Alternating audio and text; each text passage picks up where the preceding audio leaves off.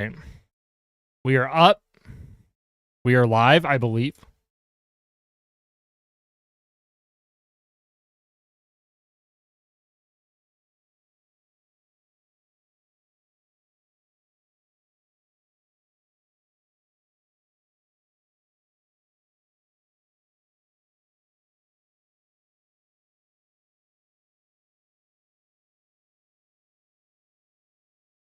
I think we're good. Oh, yeah. We're good.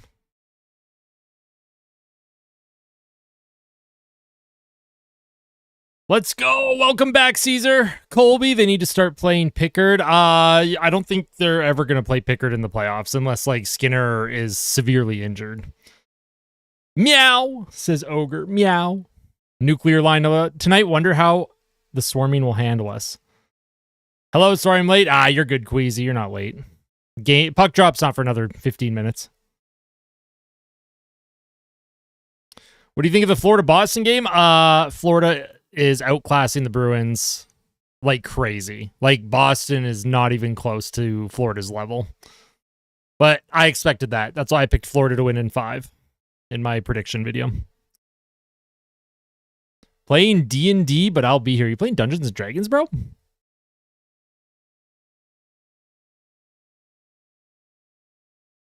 I want to play D&D. First time watching me live? Well, welcome in, Queasy. We're going to have a blast. The vibes tonight are immaculate. Draisaitl and Henrique are both playing. Draisaitl's loaded up with McDavid, which makes sense because back in 2022, when Draisaitl had his high ankle sprain, he was loaded up with McDavid just to shelter him, his minutes, that sort of thing. And obviously, that's what they're doing tonight. You can already tell I'm a little worked up. Heart rate's already near 100, and puck is not dropping for another 15 minutes. He's just cheering against the Oilers to annoy you. I love friends. I love friends that do that. That means he's a good friend. I hope everyone is doing well. Thank you all for tuning in. We are going to have an absolute blast tonight.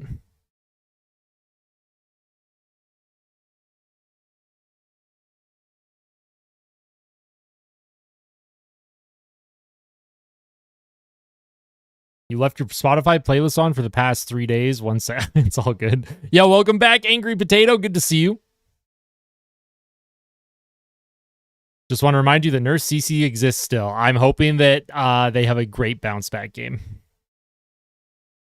Because they couldn't possibly play worse than they did in game 1. Do I take my hat off when they sing the national anthem? I do. I do take my hat off for the anthems. Everything will be okay. I hope so. We'll know right away what his physical limits are. If he's ducking checks and he's not getting engaged along the boards and he's not reverse hitting people and protecting the puck like he usually does, then we'll know he's probably dealing with something fairly serious, but he's going to battle through it. Yeah, welcome back, Borealis.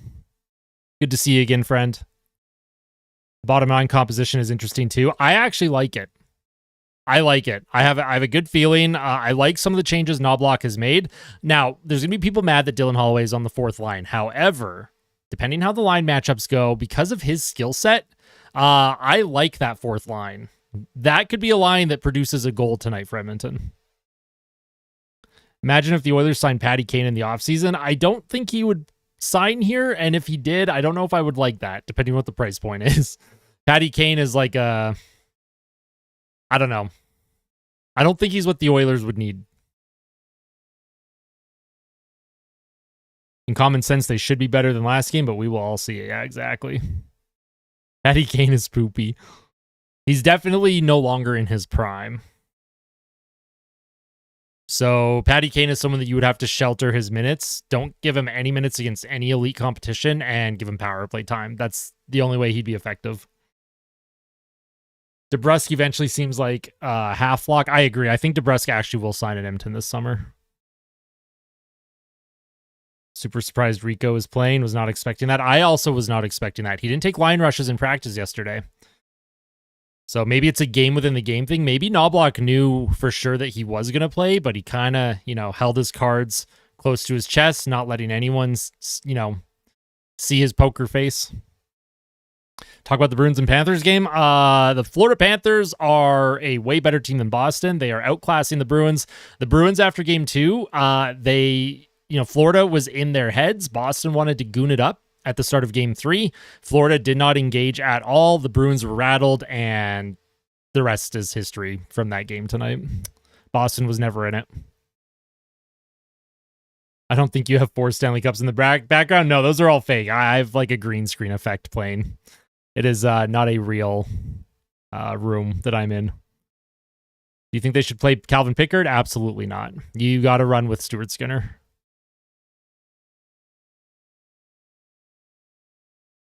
It's giving you Cobra Kai versus... I don't even know how to pronounce that. I don't want to mispronounce it and sound bad on stream. Skinner looks cold steel tonight. Skinner's going to have a good bounce back game.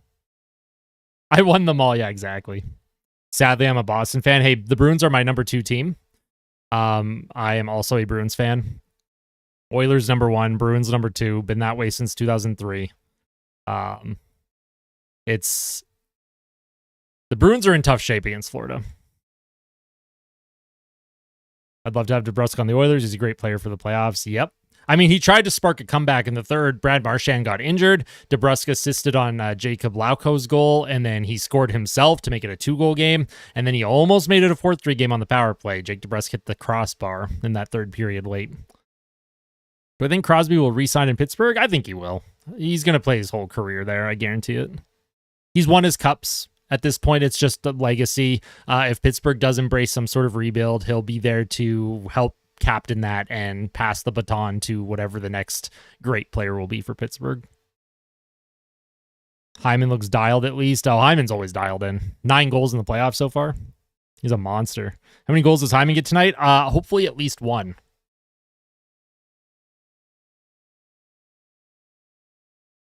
Also, I've got a couple White Claws in the fridge for tonight.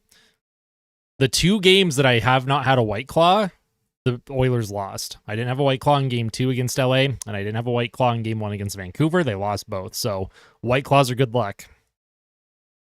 I'm hoping we win 8-1. I'm just hoping for any kind of win. I don't care what the score is. I don't care if it's 1-0, 5-4, 8-1. McDavid gets at least 1 shot tonight. I would say he probably gets a shot on goal in his first shift. Also, welcome in Flamingo Pink. I think you've been here before. That sounds like a familiar name.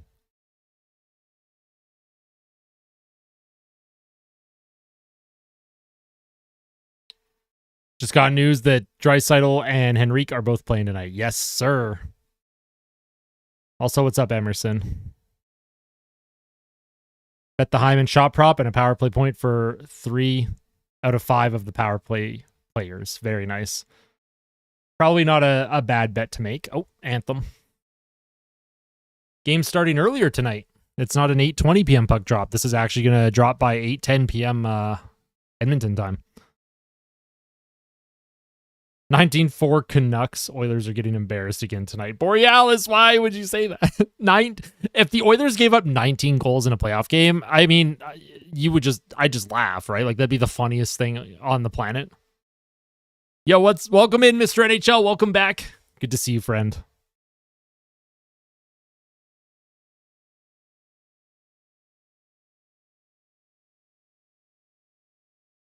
What's with the singer letting the spectators sing? Usually in the playoffs in Canadian buildings, because of how loud they are, the anthem singers like to let the crowd sing.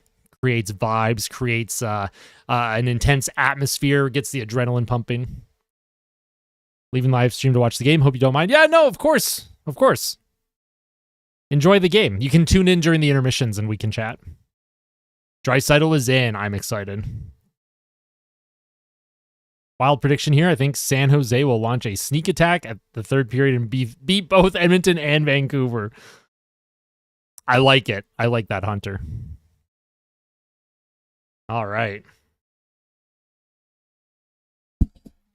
Jesus. Just like punch my mic. Friendly reminder. I am usually a full minute or two behind real time, just how the streams are with Sportsnet Plus. So you will usually see the goals before I do. So I hide chat until there's a stoppage in play.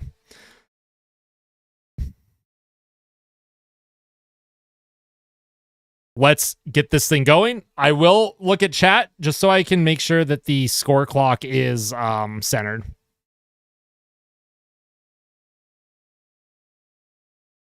I'm swapping sides. I don't like losers. Go Canucks. Borealis. Please. Henrique and Draisaitl are both playing, Mark. They're both in the lineup.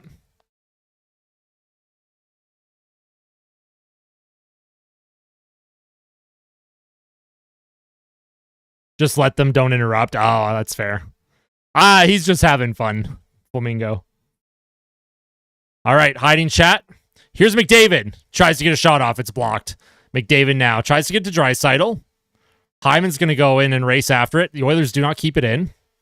Bouchard will play it up. It's deflected into the Canucks zone. Connor McDavid will chase after Tyler Myers now. The crowd is already chanting Stuart Skinner's name, trying to get on him early. Canucks now grab the puck. Here's Soucy. He'll play it into the Oilers zone. Ekholm will reverse to Bouchard. Bouchard will hold it. He'll wait for a line change for the Oilers. Bouchard remaining patient here.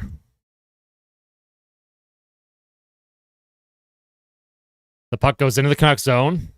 And Fogle tries to chase after it, but he is boxed out by Zadorov. And Shilovs will hold on to it.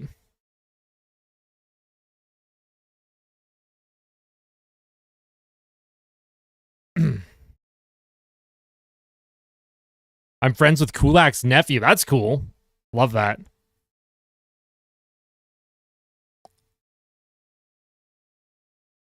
Face off in the Vancouver zone. Nugent Hopkins will take it. It's Nugent Hopkins, Evander Kane, and Warren Fogle. Interesting line here. Here's Vancouver entering the zone, but the Oilers will take it. Here's Ryan Nugent Hopkins. He'll throw it over to Nurse. Nurse will put it deep into the Canucks zone. Shilovs comes out to play it. Zadorov will grab it. Zadorov now puts it up the boards. And Nugent Hopkins throws a hit. Evander Kane is trying to get the puck, and he falls a couple times. Looked like he was tripped up, but I'm not quite sure. Here's Nurse over to Corey Perry now. Perry tries to enter the Canucks zone, and Zadorov crushes Corey Perry. Big hit. And Evander Kane throws a hit on Zadorov. And here come the Canucks. Here's Garland. Throws it towards the net. And there's a rebound in front. And the Canucks just can't quite get to it. The Canucks are establishing a forecheck now. Here's Pettersson. Puts it down low to Hughes. Pettersson now. Puts it into the Oilers' corner. Kulak grabs it. Tries to reverse it to Desharnais. He can't grab it. Here's Pettersson. Tries to make a move. Desharnais, good box out. Plays it to Kulak. And the Oilers will be able to clear here. Here's Kulak. Gets it to Henrique, who gets it out. Vancouver. Oh, Quinn Hughes fans on the pass. He'll reverse and skate back into the Canucks zone. Quinn Hughes with it. He's waiting for an outlet. Gives it to his D partner in Hronek. They'll throw it into the Oilers zone, but that is icing. They did not get a piece of that on the deflection in. Kane with the self-trip. Yeah, exactly.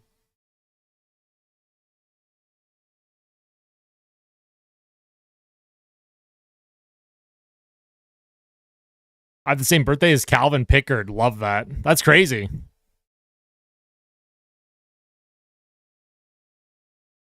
Offensive zone draw for the Oilers. McDavid, Draisaitl, and Hyman with Bouchard and Ekholm. McDavid loses the draw. I imagine McDavid will be taking most of the faceoffs just because Draisaitl is not 100%. And Draisaitl goes down. Here's McDavid now. Brings it into the zone. And he's hit off the puck. He does not make a play. And Hughes will bring it out. He'll dump it into the Oilers' left corner. Ekholm will make a play. Gets it to Hyman. Hyman now. Reverses. Looking for a play. He'll skate it up. Puts it deep into Vancouver's zone. Draisaitl waiting to make a play. Gets it to McDavid. McDavid around to Hyman. Hyman stops it up along the half wall. He comes in, throws it in front, and that is deflects out of play. And Miller took Hyman down pretty hard there. Vancouver came ready to play physically.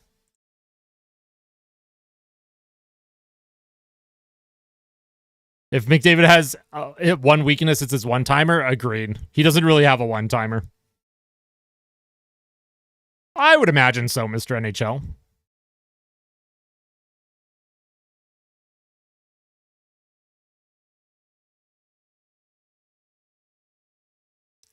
Almost 3 minutes into the game, the shots are 1-0 Vancouver. Already a bit of a physical edge to this game on the Canucks side. Here's Nurse now. Throws one towards the net. It's stopped by Shelovs. Vancouver will manage to get it out. Here's Hughes, who will probably play a lot of ice time tonight. Here's Hronek. Gives it back to Hughes in the Canucks zone. He's going to skate up with it. It's deflected in. Darnell Nurse will chase. Skinner leaves it for Nurse. There's Nurse behind his own net. The Canucks are waiting for the Oilers to make an outlet. They're playing very aggressive. They had 3 players in the Oilers zone there. The Oilers tip it into Vancouver's zone. Now here's Hughes through the neutral zone. Puts it back down low into the Oilers zone. It's just a dump and chase game right now. And Nurse takes a big hit.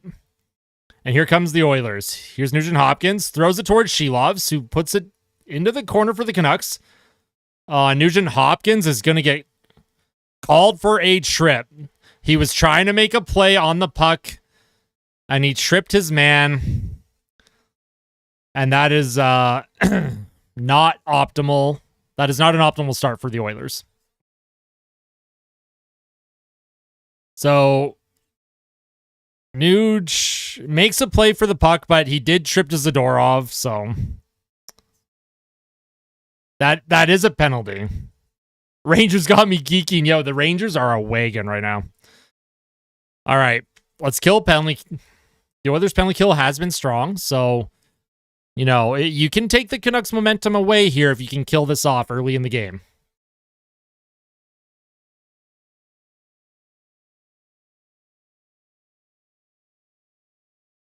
So here's a face-off.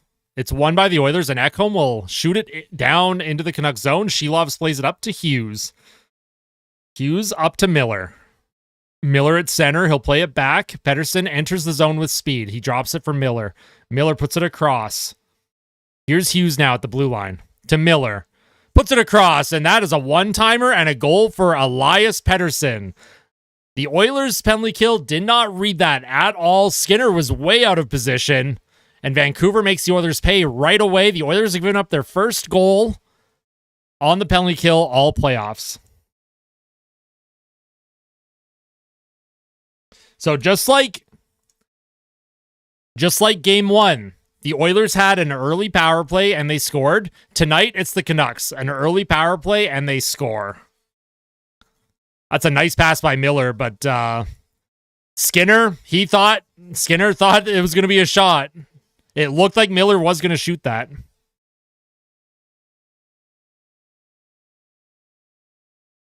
I see the new 3-on-3 league? I don't know if it's even legit.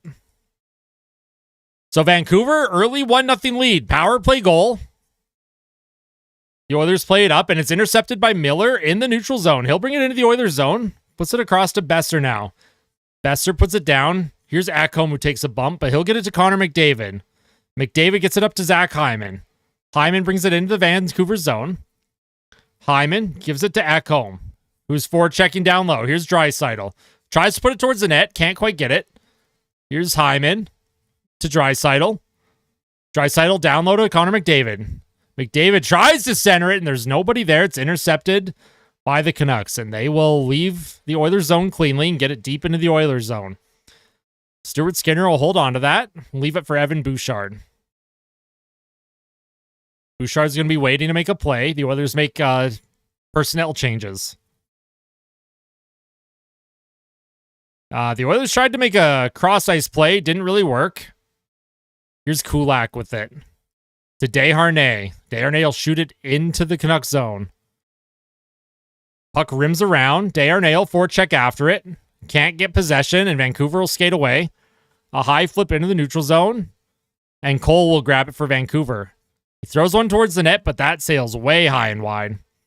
And here's Warren Fogle now with speed. Feeds it over to Nuge, who just couldn't pick up the pass.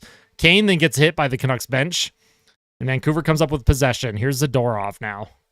And he makes a pass, but a bit of a turnover. Henrique keeps it in the zone. Corey Perry forechecks after it, and a stick goes flying. Yo! That stick was 20 feet in the air. Here comes Mikheyev. Mikheyev for Vancouver in the Oilers zone. Circles around the net. Puts it back to the point. Here's Hughes now. Hughes with a stutter step. Hughes to Pettersson. And Pettersson is crunched by Darnell Nurse. Yo, Elias Pettersson was hit hard by Darnell Nurse. Here's Hughes towards the net. It's deflected wide. And Adam Henrique will come up to it with it. Here's Ceci. Puts it deep into the Canucks zone. Ryan McLeod now gets it to Adam Henrique. Here's Corey Perry. And there are bodies being hit everywhere. The crowd is going wild. Here's McLeod. Plays it down low to Corey Perry. Perry will cycle to Ryan McLeod. McLeod tries to get to Henrique. He can't get it there. Henrique pokes it to Perry, who loses it. It stays in the Canucks zone briefly, but the Oilers are going to make a change. Evan Bouchard will skate it in. Reverses. Puts it deep. Here's Connor McDavid now. Puts it to Ekholm. Across to Bouchard. Bouchard will wait. He makes a move. Half wall. Leaves it for McDavid. Circles. Connor McDavid to Ekholm. Finds Hyman. Hyman circles. Hyman now. Hyman being forechecked hard there. Or defended hard. Here's McDavid behind the net. Leaves it for Leon Draisaitl. The Oilers are cycling. Here's Bouchard with it. Throws one towards the net, and it deflects wide. But Hyman will win the puck battle. Keeps it alive. Here's Hyman to Bouchard. To Ekholm. He gets a one-timer, but that went way wide. Draisaitl spins along the half wall. Draisaitl now. Gets it to Ekholm. Bounces over his stick. He can't quite keep it in the Canucks zone, and the Oilers had a lot of zone time, but they did not get a shot on net, but the Canucks ice it.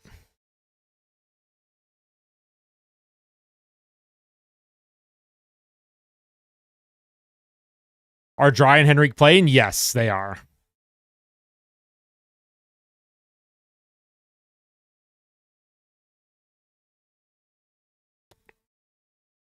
So the Oilers have an offensive zone draw here after the icing on Vancouver. Nurse has already thrown 2 hits tonight. He had 0 hits in game 1. So he's already trying to assert himself physically in this game. Nugent Hopkins will take the draw. He wins it. Fogle gets it to Kane. Throws it towards the net. That deflects high and wide. Nugent Hopkins now. Working along the boards. Gives it to Kulak. Puts it down low. Here's Fogle. Reverses it. Desharnais at the point. And that is deflected out of play on a pass attempt. And we will have a commercial break. So Vancouver, an early power play goal. The Oilers penalty kill does not come up with the kill. However, we can't expect the Oilers penalty kill to be 100% the entire playoffs. That's just completely unrealistic. I'm not too worried at the moment. I think Edmonton has good puck possession right now, and they're making good plays. They do need to try and generate a bit of shots towards the net, and they need to get some traffic in front as well.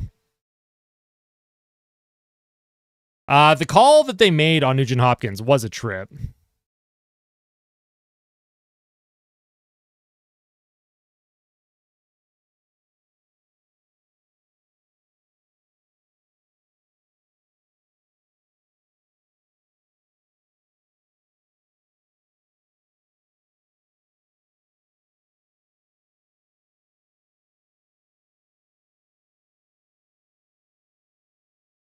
Now, you could argue Evander Kane kind of got tripped behind the Canucks net on the second shift of the game, but Kane also kind of went down, well, I won't say easy, but he definitely was off balance. I want to see McDavid get a goal tonight. I would also like to see that. Best defensive team goes to the next round. Likely, Perry, likely. That was on him 100%. Yeah, just like my initial reaction was like he went down. There was a stick near his feet, but I don't think it like caused him to go down. Oh, we got the Shelov's chance. Making popcorn, putting it in for 30 minutes for maximum buttermelt. 30 minutes? Bro, that popcorn is going to be pop coal. It's going to be a block of coal.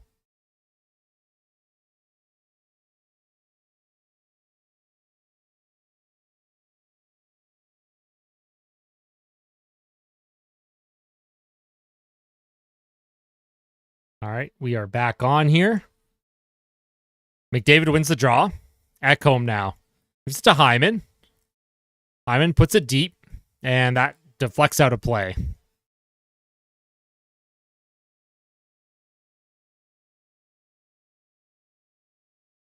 Colorado's going to be both. Colorado or Dallas, I think, would be both, to be completely honest, even though I want the Oilers to go through. I underestimate your popcorn making skills. My apologies. Face off in Vancouver zone. Here's Connor McDavid. He'll take the draw. Wins it to Hyman, gives it to Ekholm. Ekholm does not get the puck across to Bouchard, but it does go down low. Connor McDavid, being worked, gives it to Draisaitl. He plays it down to Bouchard with a shot, and it's deflected wide. Vancouver will come out with the puck now. Here comes Suter. And Ekholm doesn't have his stick. I'm not sure what happened there. Bouchard will play it up into the neutral zone. Interesting. Ekholm apparently had his stick hit out of his hands into the crowd. Bouchard will skate up the ice at the blue line. Here's McDavid. Leaves it for Ekholm. Ekholm puts it down low for Hyman, but the ref kind of gets in his way there. Bit of a pick play by the ref. McDavid now. He'll come up with it. Here's McDavid. Leaves it for Draisaitl. Puts it towards the net. Hyman's tied up. Backhander, and it's stopped by Shilovs. Draisaitl tries to throw a shot, and it goes wide. And the Oilers are about to get a power play here. I think Hyman was hooked in the slot area. Edmonton has a chance to tie this thing up. Oilers get a power play. Yeah, I would love some popcorn, Queasy.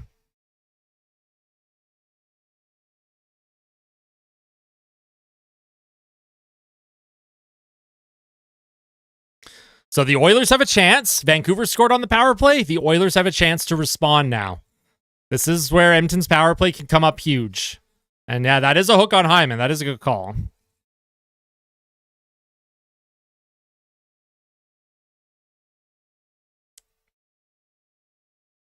If there's ever been a perfect time for this power play to continue to produce, it's got to be here. However, Hyman, McDavid, and Draisaitl, they were out there for a while.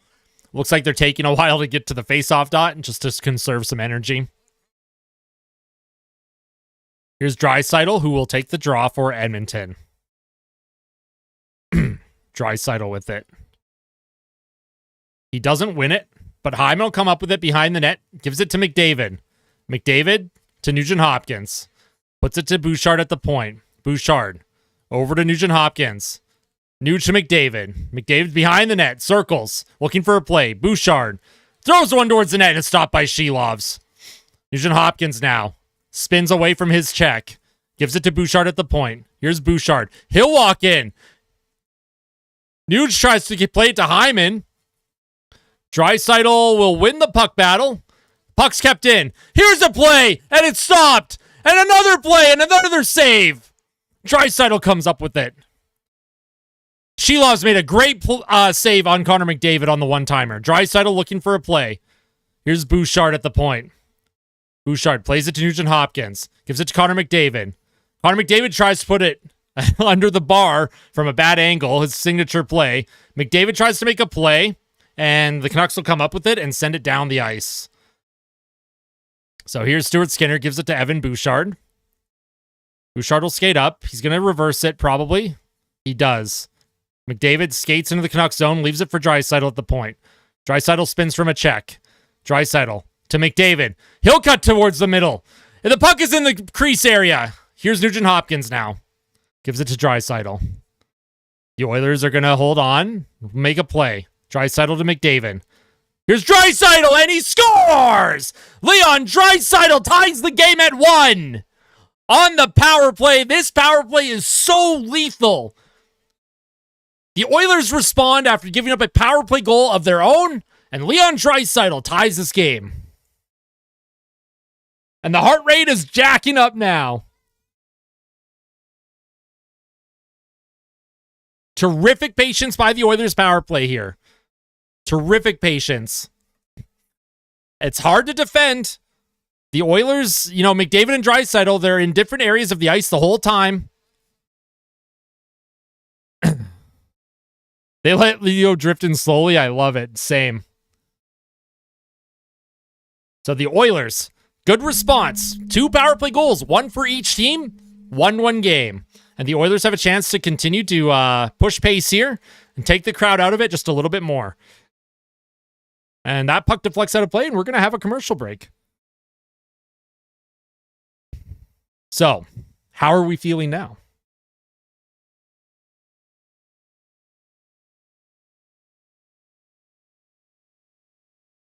I mean, this Oilers power play is just unbelievable. What's up, Dwayne? Deadly, yep. Better, agreed. Quick breakdown of the goal. I kind of broke down the goal already. Heck yeah. But, I mean, it was a great play. Obviously, there was a big save by Shelovs on McDavid earlier. And then when the puck went back down low later in the shift, puck went down in the Oilers zone. The Oilers brought it in. They really took their time setting up their play. You had guys kind of moving around. Got the Canucks defenders to open up. Puck went down low to McDavid along the red line. And then he put it up towards the middle. Draisaitl cut into the slot area, and the Canucks defenders just kind of left him open. Not sure what was going on with the Canucks. Pissed they took our perfect penalty kill away from us, but so happy to not be down. I mean, honestly, the fact the penalty kill has been as good as it has, and you know, you're not going to go 100% on a penalty kill an entire playoff season. Skinner's going to let in no more than 1 and shut it down. I hope so, Adamant. What is the most superior web browser? For a long time, I used Opera GX. I also like Firefox. However, Firefox is like media player sometimes just like doesn't work well. Like YouTube videos seem to like hitch a little bit. Opera GX is good though. And you know, people are going to hate me, but I like Microsoft Edge. Vancouver's happy even on special teams. What's your target heart rate for weight loss while watching hockey? I mean, I lose weight just sitting around at home doing nothing. So I don't know. Guys, hear me out. Oilers in 4. Yo, big if true. Big if true. We're 100% on the power play this series, though, right? Yes, we are 2 for 2 in this series so far. And the Oilers power play is 11 for 22 in the playoffs. Puck goes into the Canucks corner. Fogel is chasing after it. McLeod reverses to Evander Kane. Evander Kane puts it in front. Fogel! Here's McLeod, and he can't quite get a piece of it. Oh, man, if McLeod or Fogel could have got just a piece of that. But Vancouver will ice that. So the Oilers do get an offensive zone draw. What's my favorite playoff match beside the Oilers series? Probably the Dallas-Colorado series. That series is wild. Take one on the road, take care of business at home. That's my recipe for success. I like that. Brave.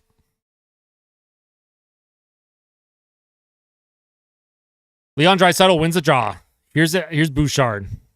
Puts it deep. Connor McDavid. He goes down. He'll leave it for Hyman, though. Hyman now.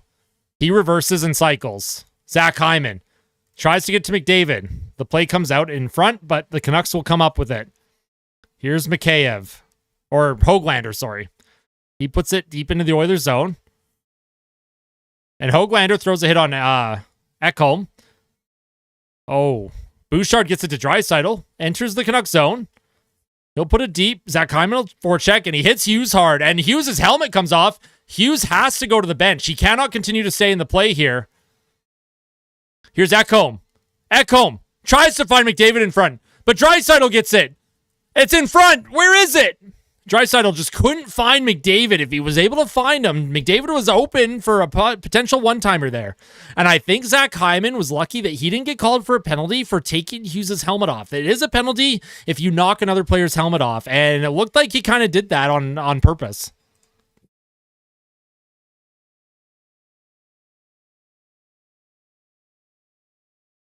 So the Oilers, I think they got away with one on Hughes in terms of the helmet coming off. Hughes did stay in the play a little longer than I thought he would be allowed to do that for. But the Oilers do have an offensive zone draw, and I overall, I like Edmonton's play right now. They're not really allowing Vancouver to establish a forecheck in their own zone, and Edmonton continues to play well in the Canucks zone. Lots of cycling. Would like more shots, though. Here's Holloway.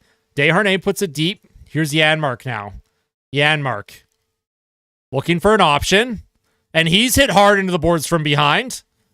And Ryan will put it in, and Myers looks injured. It looks like Myers took the worst of that. Derek Ryan tries to get a shot off, but he can't. Ryan puts it deep. Here's a shot from Kulak in front, and Holloway can't get the rebound. And the Canucks will come away with it. Hey, Tass, you want up? Come here. My cat is wanting up here.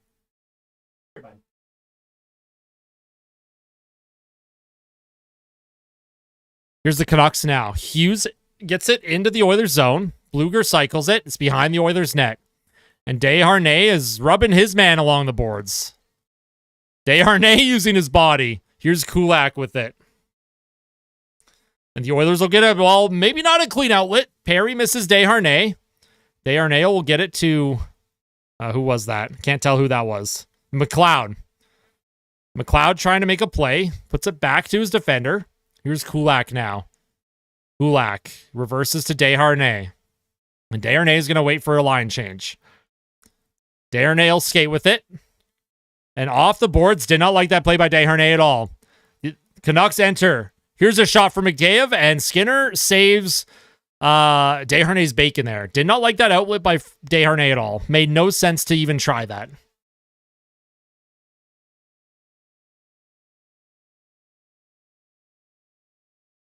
Oilers better not tone down in the last 30 minutes of the game like last time. Yeah, I hope not either. When did I win the Stanley Cups? They're not my cups, man. Skinner has the whole crowd backing him up. Really glad.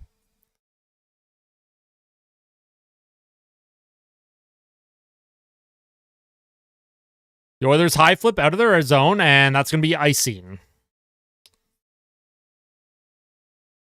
Sorry, I forgot to have the score clock up.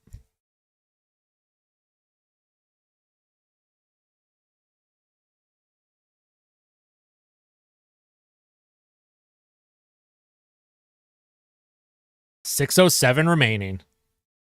Defensive zone draw for the Oilers. And Pettersson wins it, but that goes, well, he won it a little too clean. It's back in the Canucks zone. Shilov's now.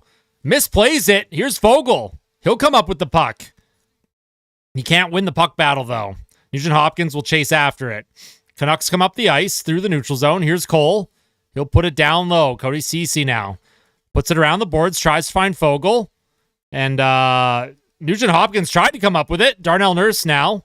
Little passive. There's a battle between Höglander and Nurse. Puck comes out in front. No shot for Mikheyev. Mikheyev sends it to the point. Here's Zadorov with a shot towards the net. It's in Skinner's pads, and he's able to cover that. The Oilers looking a little shaky on the zone exits right now.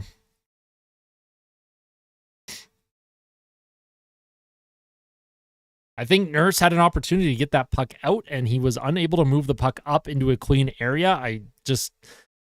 Nurse and Ceci, man. We're 3 years in a row of this. I need them to just really find a way to start improving here.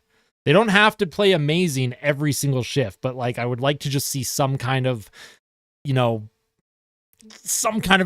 just one shift at a time. You don't have to act like it's a green screen. You can tell us the story of your Stacy Cups. Yo, what's up, Jim? Let's go, Oilers. Think we need to get the puck out of our zone? I agree. I could not agree more with you, to be completely honest. The Oilers continue to play with fire when it comes to finding a clean outlet pass. And that's a testament to how Vancouver plays. They swarm you. They make you really, they make you force a play into an area where they can get the puck. So I kind of sounded French there. Where they can get the puck. Can't get goals in their own zone. Who was it on the Flames against Mike Smith? He would beg to differ. Remember that? On the penalty kill, he shot it from his own zone and beat Mike Smith. 150-foot goal. I forget who that was.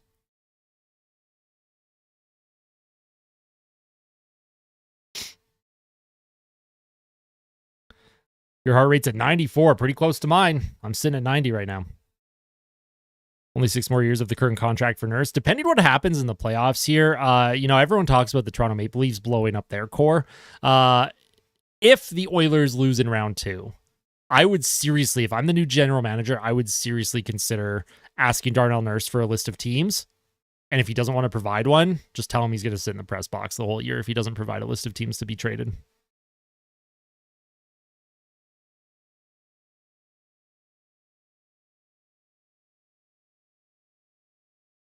All right, play is back on. Derek Ryan, he wins the draw. Darnell Nurse will skate it up. Nurse does not find Janmark. He ices it, an unforced icing by Darnell Nurse. The heart rate monitor is my favorite thing.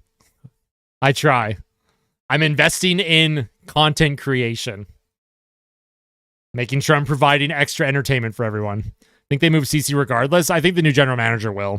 If the Oilers are truly taking advanced analytics seriously, they would move CC. Oh, and there's a deflection in front, and Skinner makes a huge save. Oh, he did a good job to keep that 5-hole closed.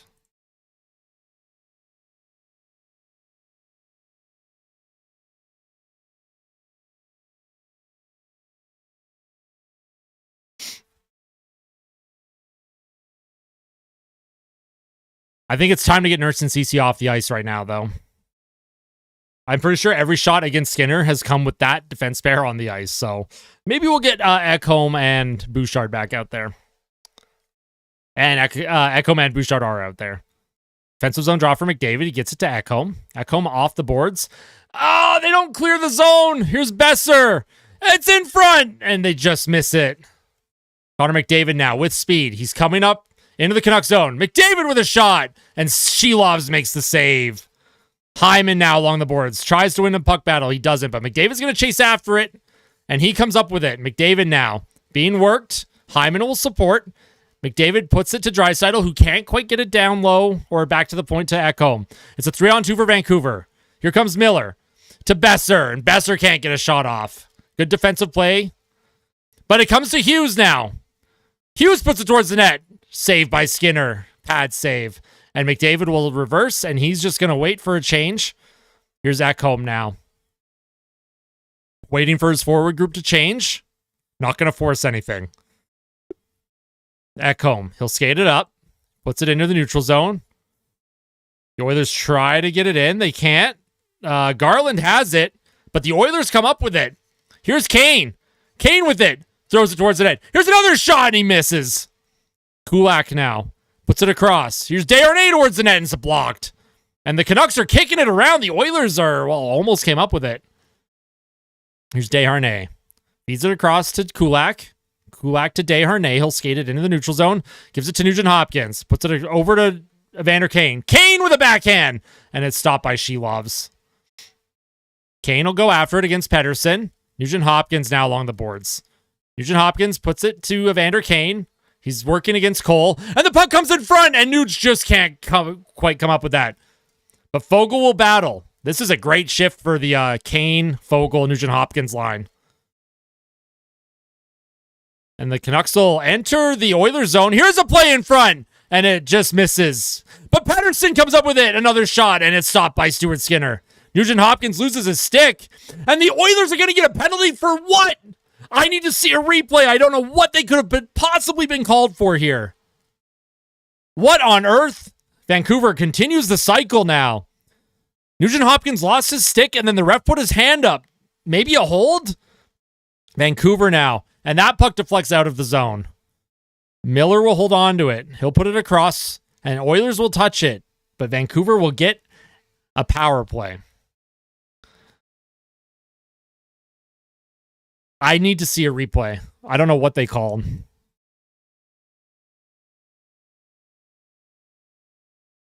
So they're showing the McDavid shot. Can you please show the penalty? Sportsnet, I would just love to see the penalty. Of course, Sportsnet refuses to show it was holding. That's what I thought. Because, yeah, Nugent Hopkins lost his stick.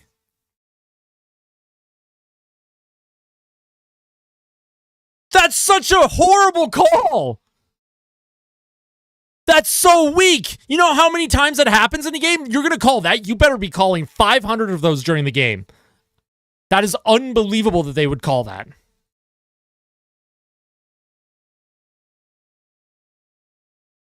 Unbelievable penalty. But that's 2 penalties against Nugent Hopkins. I don't know what Nugent Hopkins said to the refs before the game tonight, but clearly, the officials don't like Nuge right now.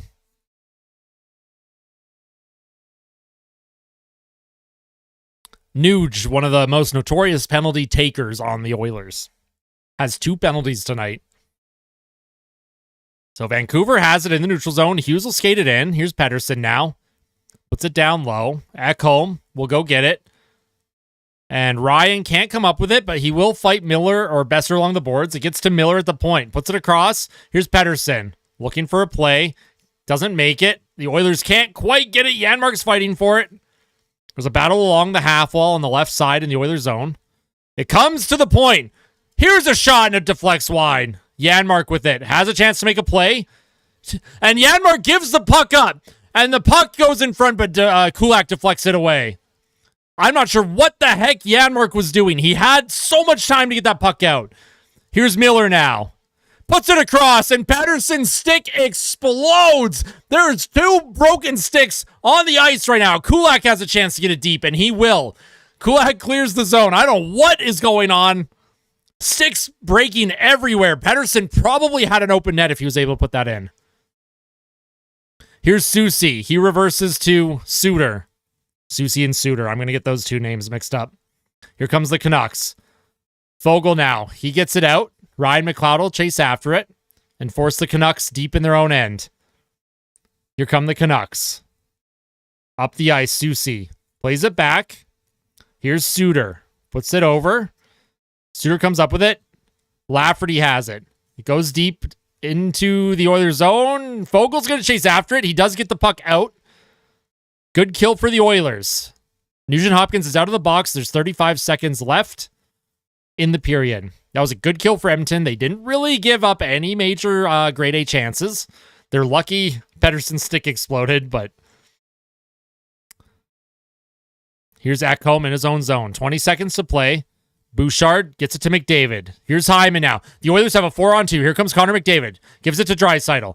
Draisaitl to Ekholm with a shot. And Hyman has a rebound. And he can't quite finish it off. Here's the puck to McDavid. McDavid tries to put it in front. It's in front, and Shilovs covers it up with 3 seconds to play.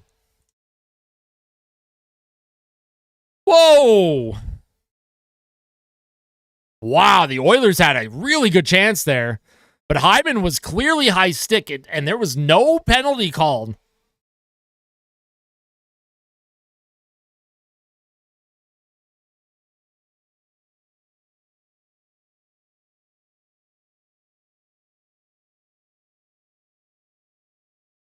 Here's Pettersson. They're showing the replay of him trying to get a shot off, and his stick just explodes. Ekholm with a shot. Hyman comes in, tries to get the rebound.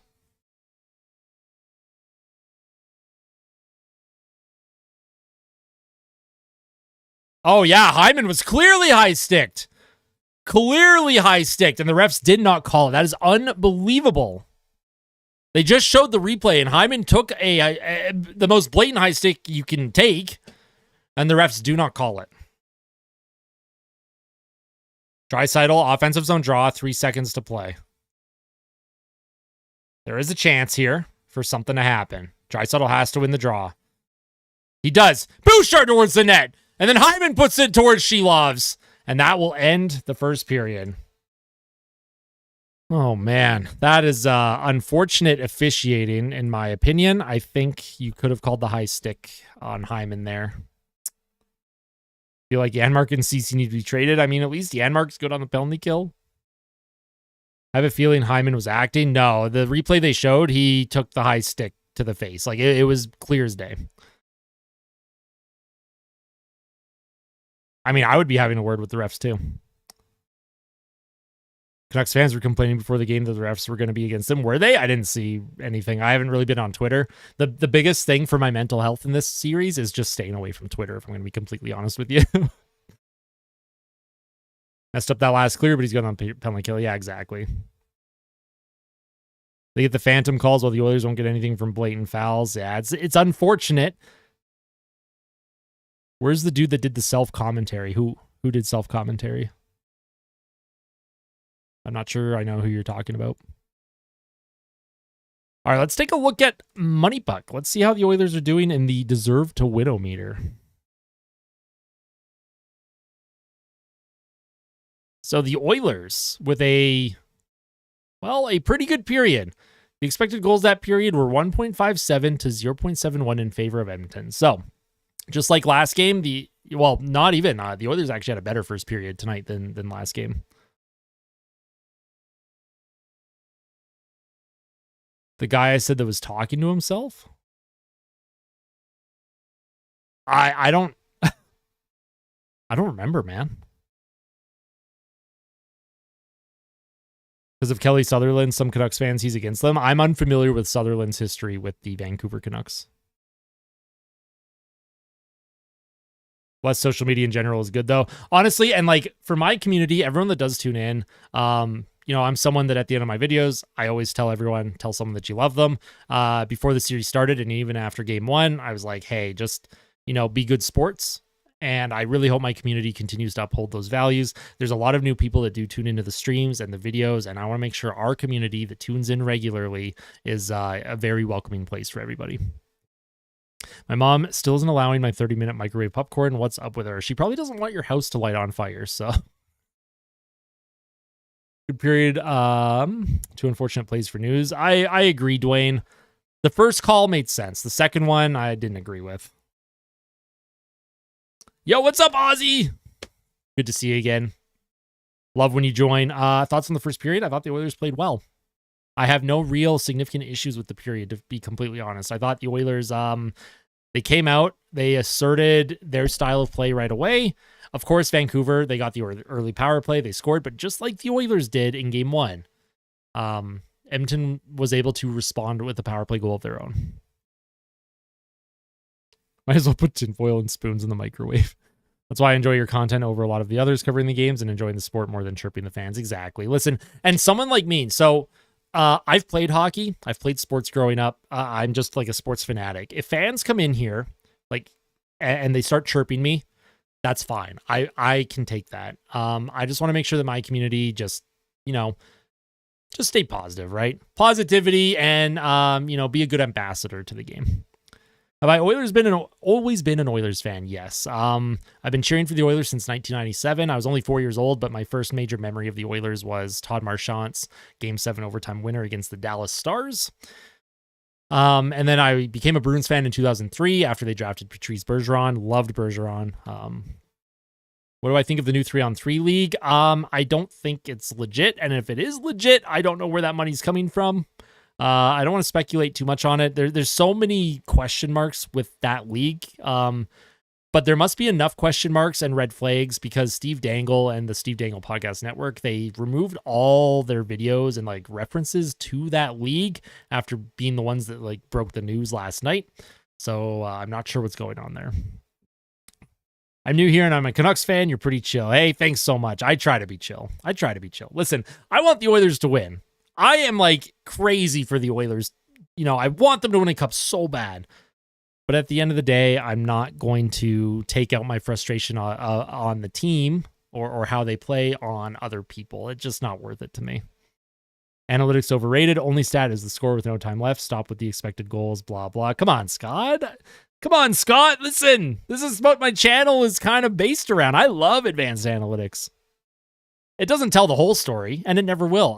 Advanced analytics, it's like a tool, right? If you're in construction, you need several tools to get the job done. I think analytics are important to help, put together a roster, put players in a position to succeed. I think it is a tool that can help teams. But it's not something, I would never look at the expected goals at the end of a game. Say Edmonton lost this game 4-3, but the expected goals were 7-2 in favor of Edmonton. I would never look at that and be like, oh, well, blah, blah, blah. Oilers only lost because of blah, blah, blah. Expected goals, advanced analytics, it's just a tool. That's all it is.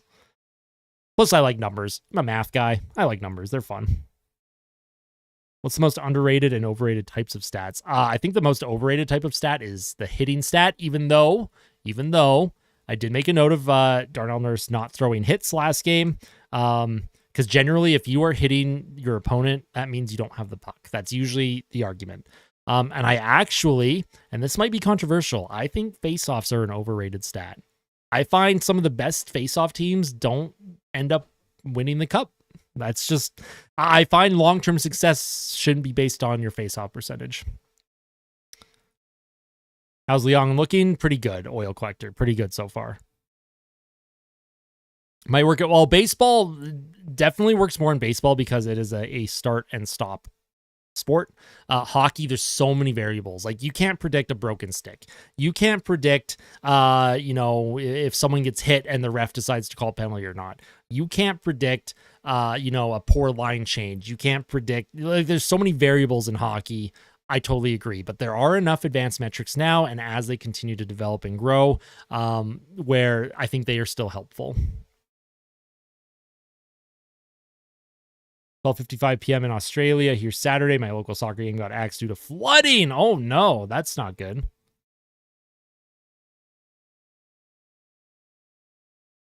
Everything's blurry. Oh no, did my stream kind of lose?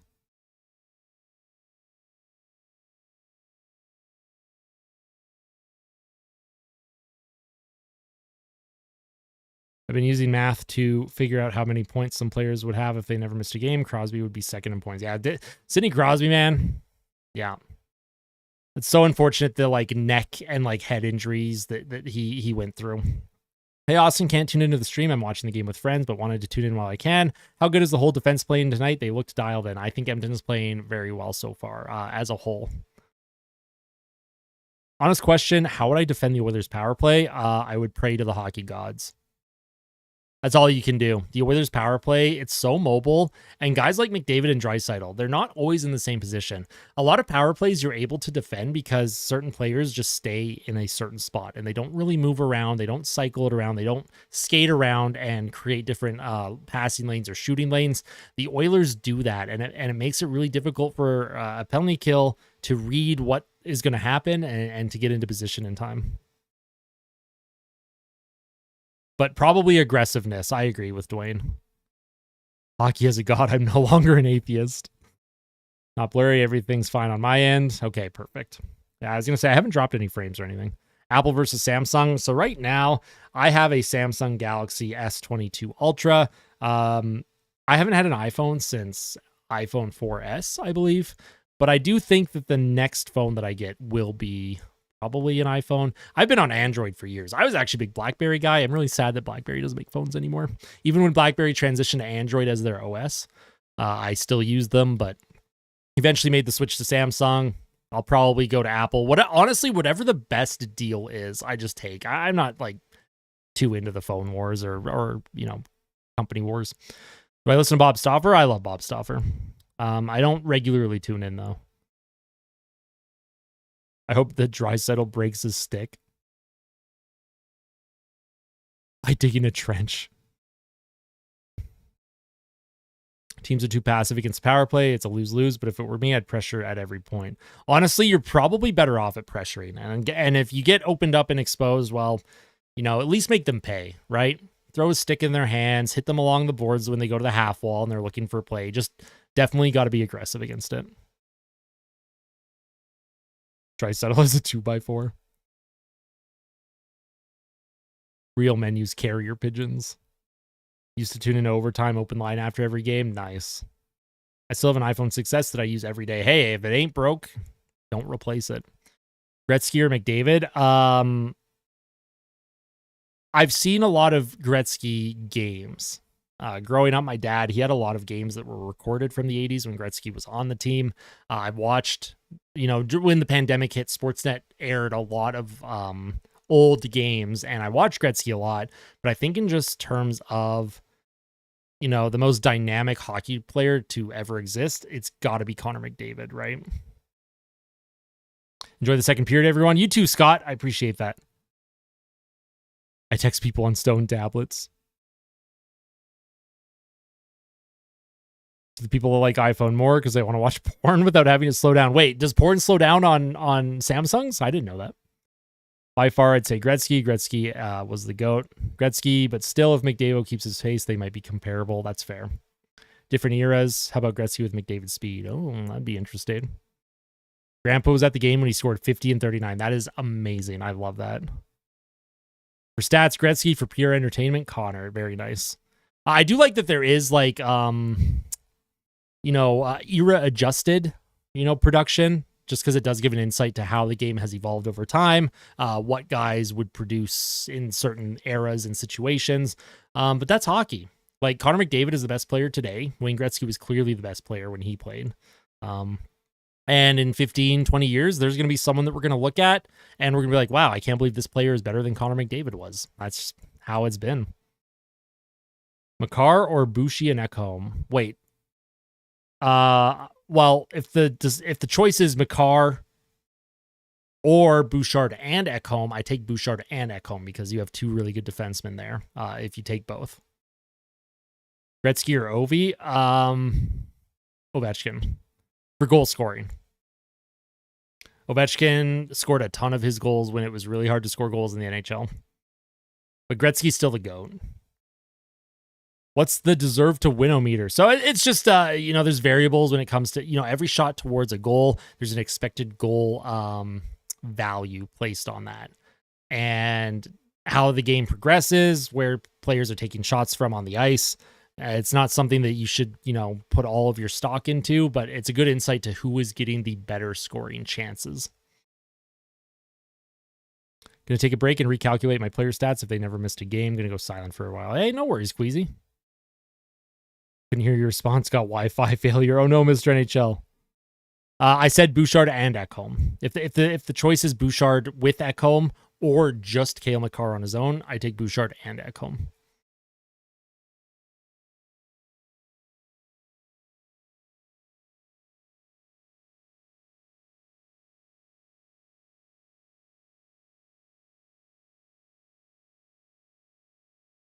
When I saw Gretz for the first time, I went, no way. How wrong I was.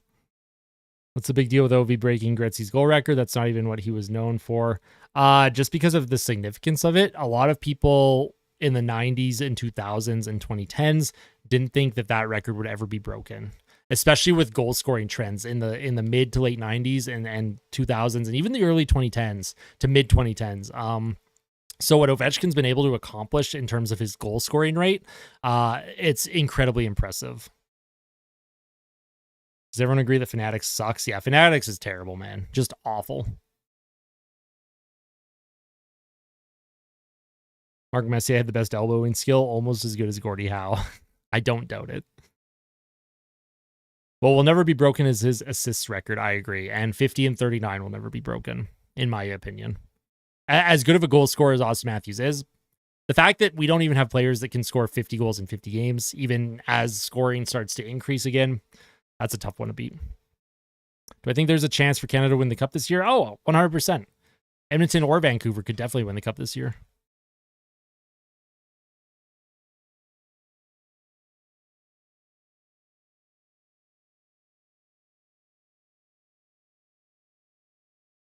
Also, I heard a Twitch notification. If I missed it, I am so sorry. For some reason, I'm not getting the notifications popping up on my screen. So if that was someone that followed or whatever it was, thank you. Lots of people don't understand. It's just McDavid's speed that makes him great. It's his timing and awareness, and to put that speed with it. Yeah, like the way McDavid has a brain that he sees things happening before they happen, and then he also has that dynamic speed that allows him to just be a complete game breaker when he's on the ice.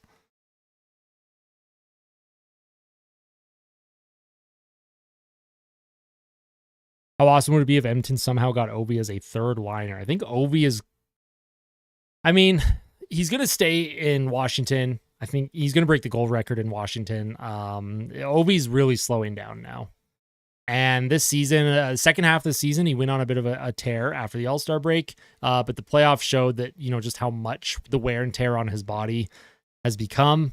Just the style that he played for his entire career, the amount of hits he threw, the shots, the goal, like he's slowing down now. I would rather Edmonton not sign someone like Ovechkin.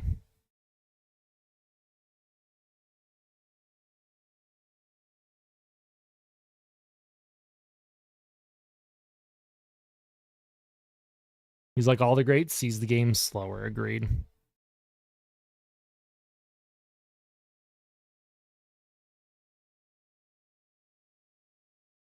Ovi will break it next season. How far away is he actually? I'm gonna look that up.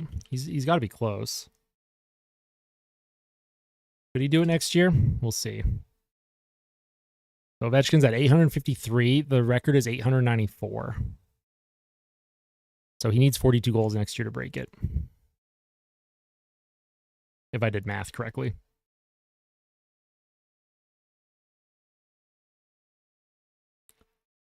I don't think Ovi will break the record unless he's in the league for another 3 to 4 years. He could break it next year, but I think it'll take him next year and not long in the year after to do it. Ovi's a liability. Now he is, yeah. And it's pretty obvious that, you know, the Washington Capitals, they made the playoffs. They had a negative 37 goal differential. Like, I don't think they were playing to make the playoffs. I think that team right now, they're retooling, and also Ovechkin's playing to break this goal record. And once he does, you know, I think he'll probably play. He'll reach 900 goals, and then he'll call it a career. He's becoming a cranky old grandpa. Do you blame him? Game number 2, let's go. Oilers. I agree, Tyler.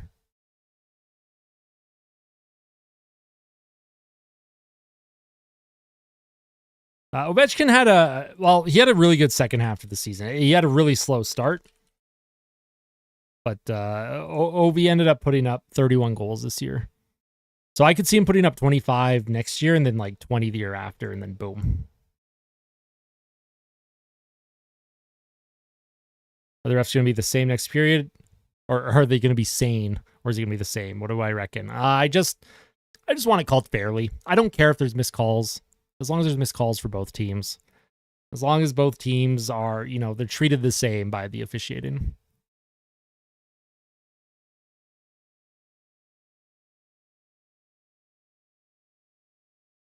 Need some contributions from the bottom 9 today? Agreed.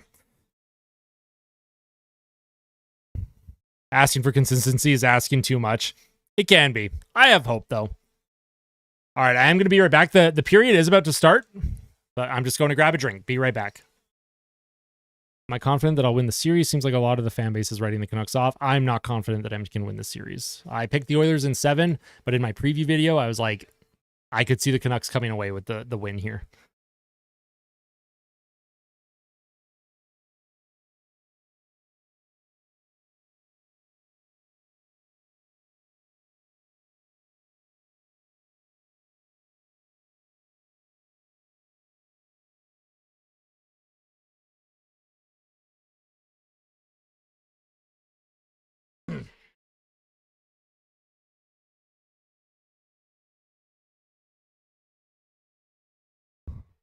All right, I'm back.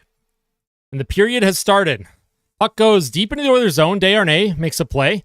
The Oilers come up with it. Here comes Kulak. Puts it. Oh, Tyler Myers is not on the bench for the Canucks. That'll be a big loss for Vancouver if he is banged up.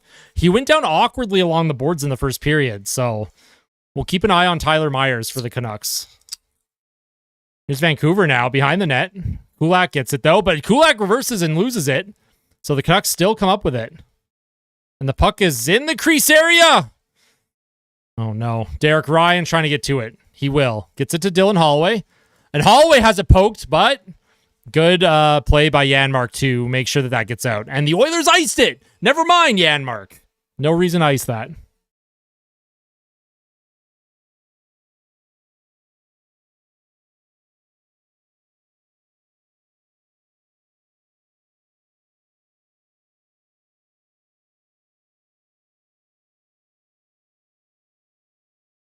Is it 4-on-4? I think it's 4-on-4. Okay. Well, Vancouver scored during a 4-on-4 in the last game, so hopefully Edmonton is better prepared here. Hoagland. Yeah, that's... Oh, boy. Ryan didn't need to do that. I'm not sure why Ryan did that. I think it's lucky to be 4-on-4 right now.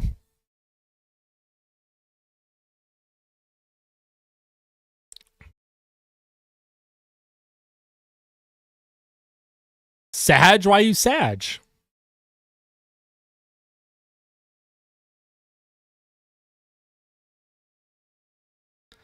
Offensive zone draw. 19:11 to play. Draisaitl. He loses it. Here's a shot, and that deflects into the net right away. Oh, no. Well, I mentioned Vancouver scored 4-on-4 last game, and they get another 4-on-4 goal.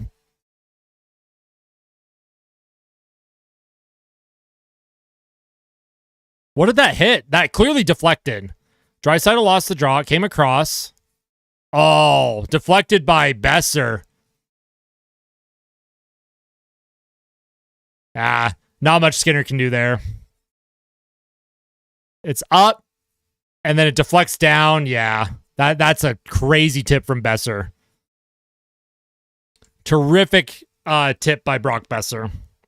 Makes it 2-1 for the Canucks. All right, Oilers have work to do here. Ekholm with it. He'll give it to Evan Bouchard. Bouchard will skate it up. Here's McDavid. And McDavid was down, but there was no call. I'm not sure what happened. I didn't quite see all of it. Here's Draisaitl. Plays it to Ekholm, and he scores! Mattias Ekholm immediately responds, and this game is tied at 2. Let's go, baby! Only 23 seconds apart. The Oilers tie it up right away. You love to see it.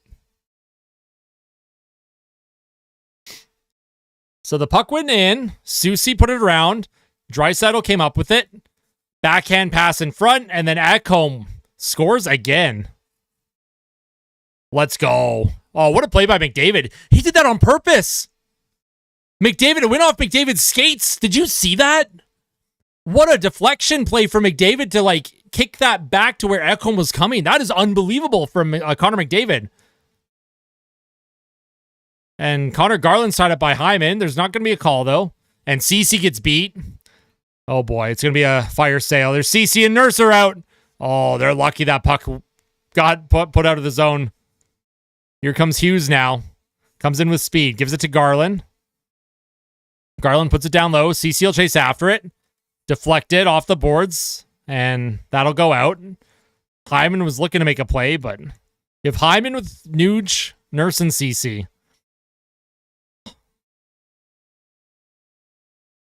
Here comes the Canucks coming in.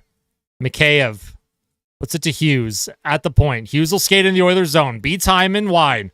Hughes reverses. Hughes backhand play in front. Here's a shot that's deflected. And Darnell Nurse deflects it. And CC reverses to nobody because there's literally nobody there. I'm not sure what. I'm not going to get mad at Cody CC.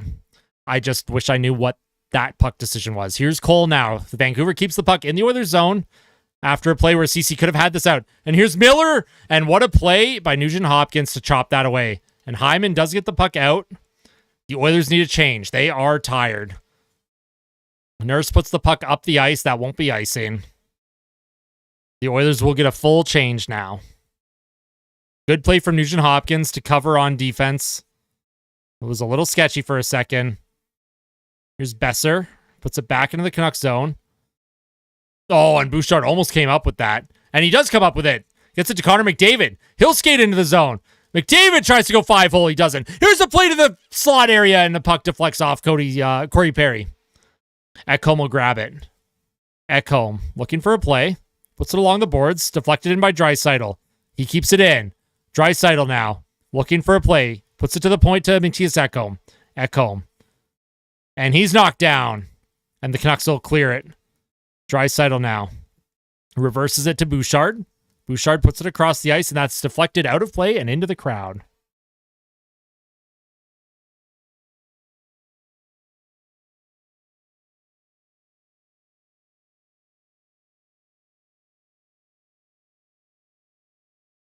All right. Let's go. There's going to be a neutral zone draw, I believe.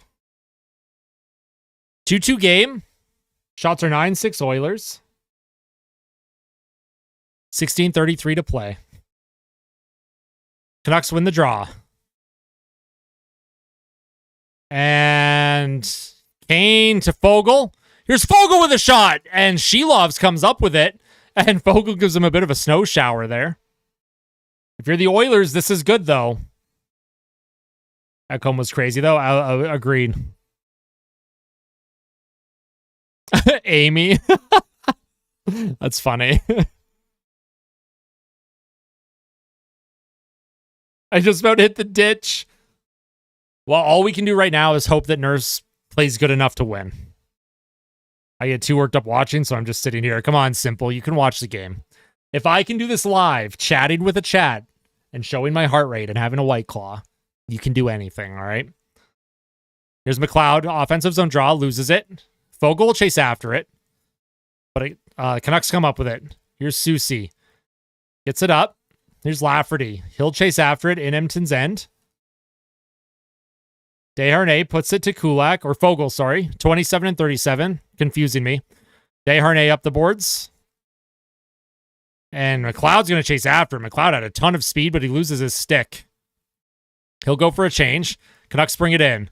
And here's a play in front. A nice play by Adam Henrique to get a stick on that. Garland would have been all alone in front.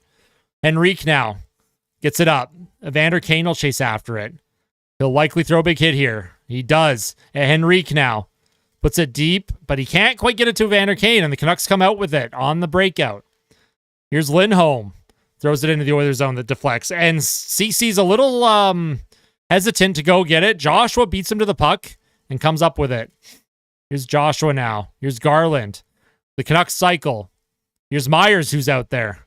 He didn't start the period. And here's a play to Garland and it misses. Myers at the point. Puts it deep. Here's Nurse. And Nurse doesn't make a play. He's checked and the Canucks come up with it. Here's Perry. He throws it into an area that does not get it out. Nurse battling for it.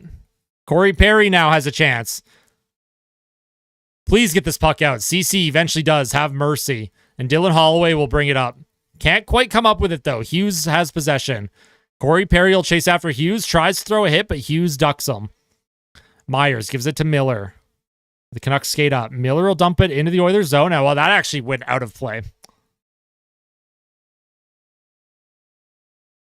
Need to hit a little more? I agree. Perry's been a ghost. I would like more from Perry, for sure.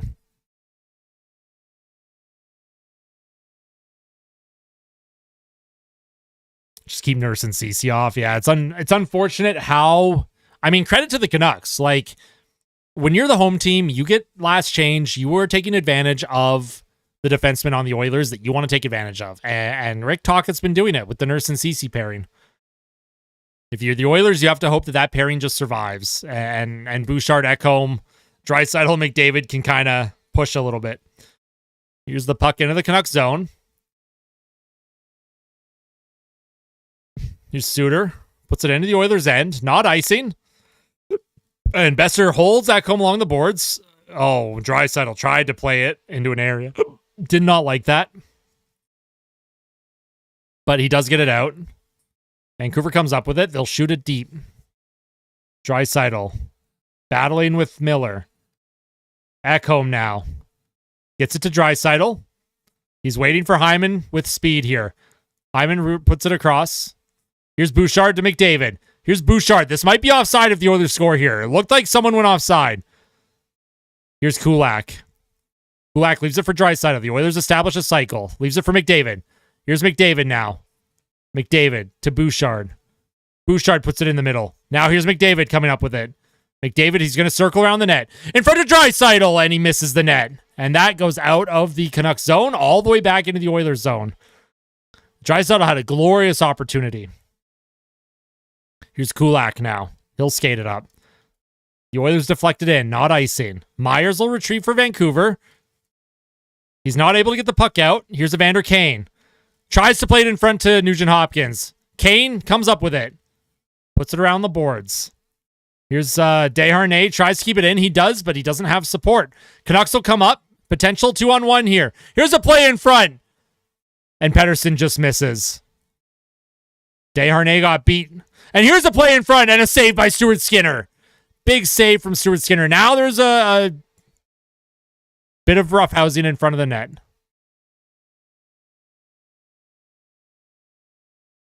That's a good save from Stuart Skinner.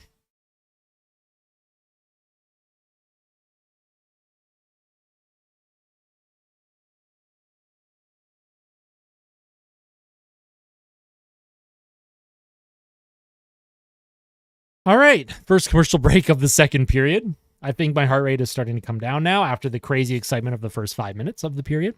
How's everyone doing? Doing well? Nuge is our best defenseman.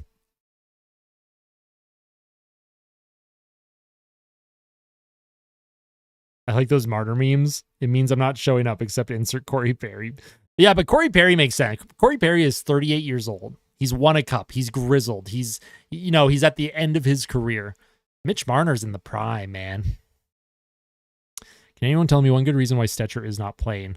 Well, he didn't practice yesterday, so it makes me wonder if he's even 100% right now. Do players still transition from D to forward anymore? Not often. I was out looking at a moose with what happened. Last time I checked it was 1-1. So it went 4-on-4. The Canucks scored. Besser with a beautiful tip in the slot area. Skinner didn't have a chance, went 5-hole. But then just 20-some seconds later, Ekholm tied it for Edmonton. Draisaitl forechecked, got it out in front, and Ekholm scored for the Oilers. Is it normal if I had a 139 heart rate? I mean, if you're like all jacked up, maybe. But if you had a consistent heart rate of 139, like that was your resting heart rate, I would be very concerned. Let's get some love in. Nurse love in here. All right. You know what? Darnell Nurse, he's going to make good plays. Any shot that we can convince Nurse to transition to forward? I mean, that would be a very expensive, probably third line forward.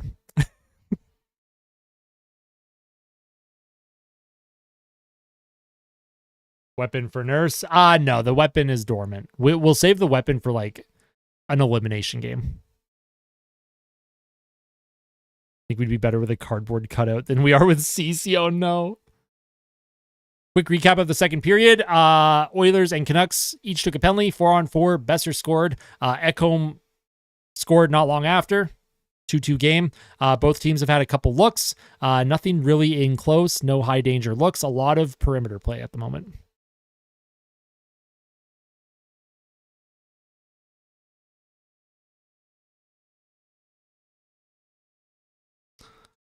All right. Play is back on. Play is behind the Oilers net. CC with it. Never mind. CC loses it. Ryan will support, though. CC still doesn't come up with it. Lafferty behind the net. The Canucks are working it along the boards. CC and Nurse working for it. They lose the puck battle. Here's Hronek over to Hughes. Towards the net. It's in front. And what a save from Skinner! Stuart Skinner with two big saves after Nurse and CC could not win a puck battle along the boards. Ryan and Perry will chase after it now. And the puck comes to Henrique. Here's Darnell Nurse, who skates into his own zone. He's looking for an outlet. So Stuart Skinner made a couple big saves there. Nurse gives it to Perry, deflects it in. McDavid will chase after it. McDavid now tries to force a play along the boards, but Vancouver gets it out. Corey Perry is stuck out there. Besser holds on to Perry's stick, but Ekholm comes up with it. The Oilers transition the puck out of the zone. Here's Vancouver now. Skinner will come out, plays it to Bouchard. Bouchard loses it. The Canucks have it now. Play goes around, but Draisaitl will get it on the half wall, and he'll get the puck out. Puck is in the neutral zone. Vancouver will put it back into the Oilers zone. Here's Ekholm. Misses Bouchard along the boards. Vancouver again with possession. Unforced errors for the Oilers. Oh, and here's McDavid now. 2-on-1. Connor McDavid with Leon Draisaitl. Oh, and it's poked from behind. What a great play from Susie on Connor McDavid. Does not allow him to get a shot or pass off. That was a great play by Susie. And Vancouver gets the puck deep into the Oilers zone. Bouchard will come up with it. He throws it up. Edmonton enters. Here's a play in front. Draisaitl just can't quite get a shot off. Puts a D. Oh, and Draisaitl takes a big hit. He gets leveled. That was a massive hit. I don't know who threw that hit. Draisaitl will come in on the back check. He's defending. He does stay out there, but he is tired. He's at the end of his shift. Puck behind the net. Deflected by Kulak. Nice play. Here's along the half wall. Edmonton will clear.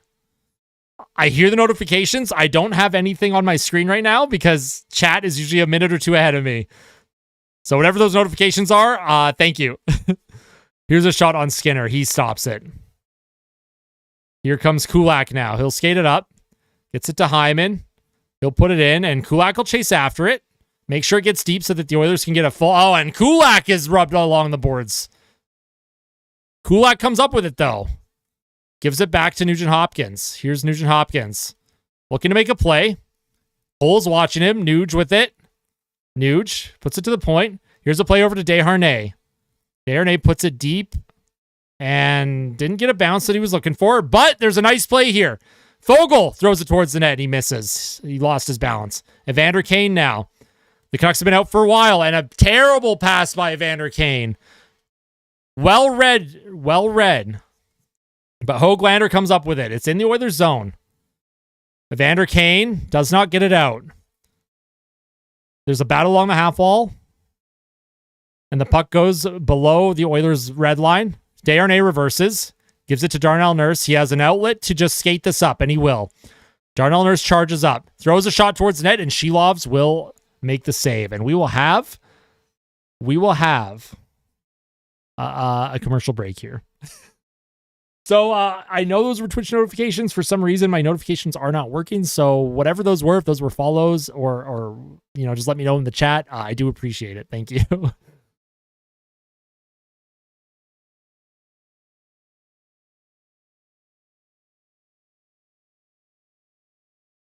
Way too many soft clears that don't go out of the zone. I agree.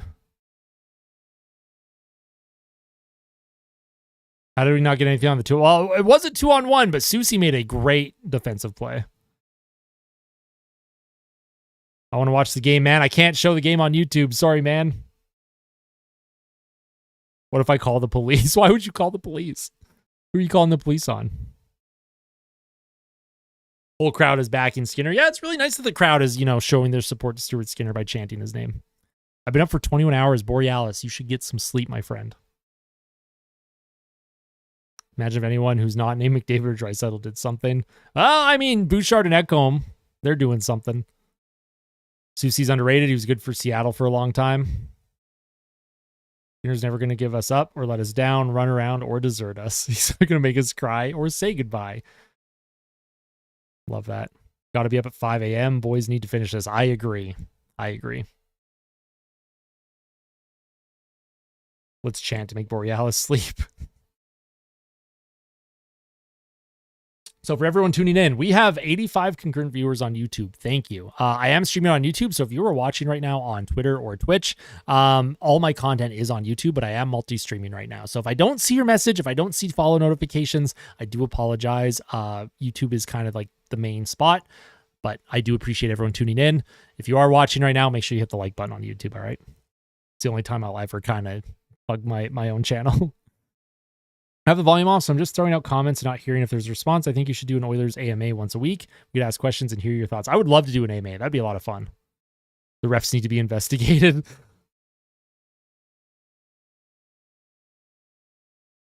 Do the Oilers think that the Canucks have a contagious disease because they don't like to ram the Canucks? I think the Oilers have been better physically. At least my eye test is telling me that Edmonton has been more physical tonight. But Vancouver, they have matched it very well. Vancouver's playing a good game. Hit the like button. Thanks, Robin.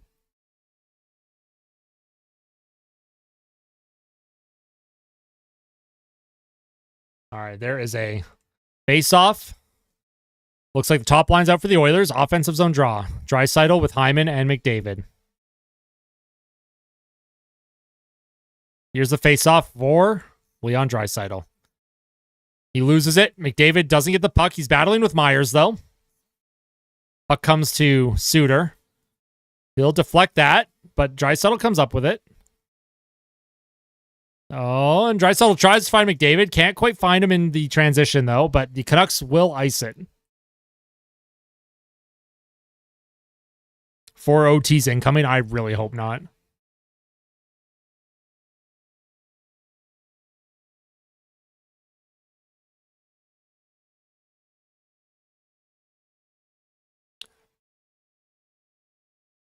Offensive zone draw for Edmonton. Leon Draisaitl will take it. You have Connor McDavid with Zach Hyman, Evan Bouchard, and Matthias Ekholm for Edmonton. Draisaitl's kicked out of the draw. So you have Connor McDavid now taking the faceoff. McDavid does not win it. Vancouver comes up with it. Here's a play into the neutral zone. Ekholm has it. Gives it to Bouchard. Bouchard throws it around the boards into the Canucks zone. McDavid. And Myers hits McDavid. Did not have possession of the puck. Surprised there was no interference call. Here's Draisaitl. Puts it to the point. Here's Ekholm. Ekholm throws it towards the net. It deflects just wide. Looking for some bodies, it looked like. And here's Myers. He puts it deep into the Oilers zone. Ekholm will chase after it. Reverses. Plays it up the wall. Here comes Draisaitl with McDavid. Draisaitl coming into the zone. Drops it back for Bouchard. Bouchard's going to reverse. And he exits the zone, and that's going to be offside. Oh, and Bouchard kind of takes a hit from, I don't know who that was on the Canucks. Di Giuseppe?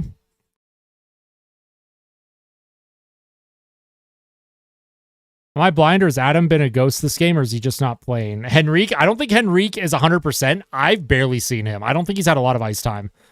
But in the intermission, I'll take a look at who's played how long, and we'll kind of analyze that.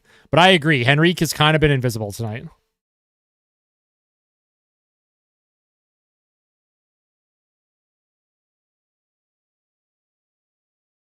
Draisaitl has recorded at least 2 points in 6 of the last 7 playoff games.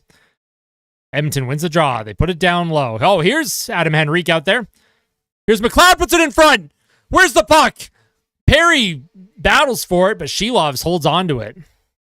Nice play by McLeod. Just throw it into an area and try and, get trafficked in front of Shelovs. Phone's at 4%. Borealis. Plug that phone in and get some sleep, pal.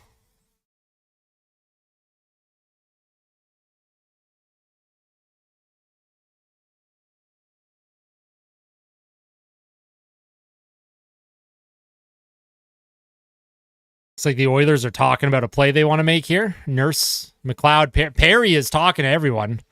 Maybe a set play off the draw here.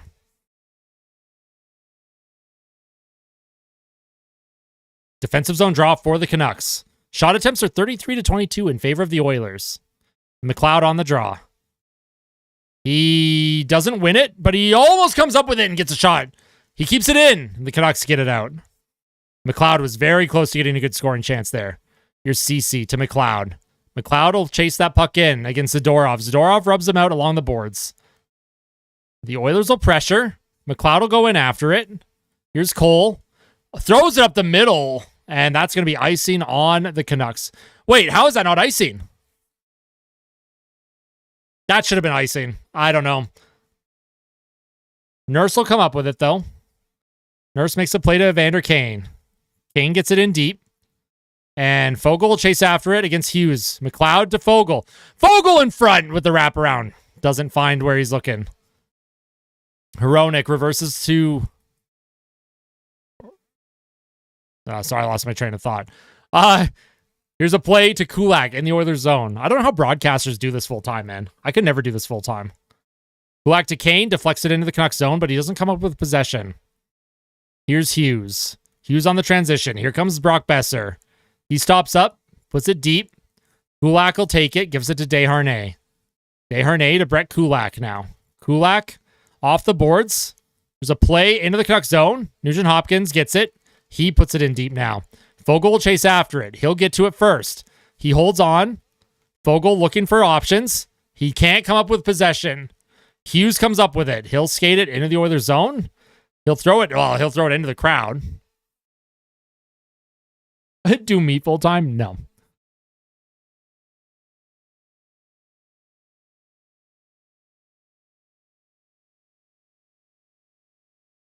No sleep until the Oilers win.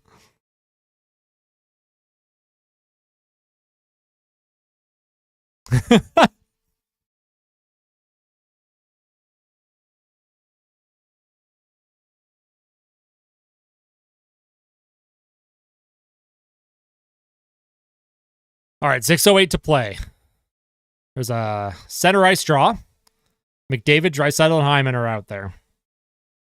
I feel like this is the only line that's really produced any kind of like high danger chances for the Oilers. So McDavid off the draw. And he comes up with it. He tries to skate through. He's taken down by Miller. There is no call. Looked like Miller might have got the stick in there. Ekholm. Oh, and the Canucks come up with it. Here's a play into the slot, but the Oilers managed to clear that away. Draisaitl puts it up the ice. Oh, and Hyman, he's coming after it. Shilov's made a good play there. Oh, and that's a penalty on the Canucks. That has to be a delay of game, I would think. And the refs pointed at someone. There's going to be a penalty here.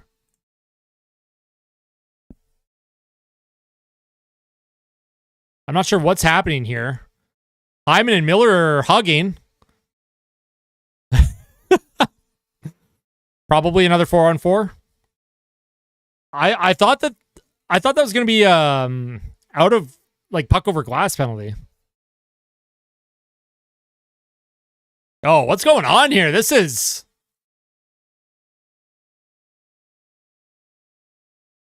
the officials are trying to figure out who's going off here. What is happening here?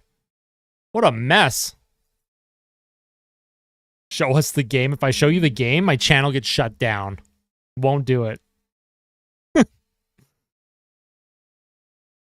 Until they go down in the third. Well, they were down in the third last game, and they didn't get a power play. No balls, I won't. I mean, that should have been a penalty on Suter. So Suter should get one for puck over glass, but I don't know what happened in terms of how they're going to call the penalties with, the roughing after the whistle. I'm ahead of what you're seeing. Oh, I'm so sorry. Usually chat is like way ahead of me. I hide the chat completely unless there's a stoppage. Because everyone, I've seen it where the chat is reacting to a goal before I've even seen it. I'm back. Wi-Fi is better. Welcome back, Queasy. Train with Jane Hockey. I like the name. They're gonna make up some dumb thing against Hyman so the Oilers don't go on a power play. We'll see what happens. Myers got a roughing somehow, so it could be 5-on-3, but I doubt. Now we'll see when they come back from the intermission commercial break. I think the refs, they don't want to be, the deciding factor in a game, but by not making calls, that does make them the deciding factor in a game. And because Edmonton's power play is so lethal, they're a lot more hesitant to give the Oilers a power play unless it's like something super obvious. Let's go playoff fight. Is that my heart rate? It is. My heart rate is near 100 right now. I'm all worked up from the game.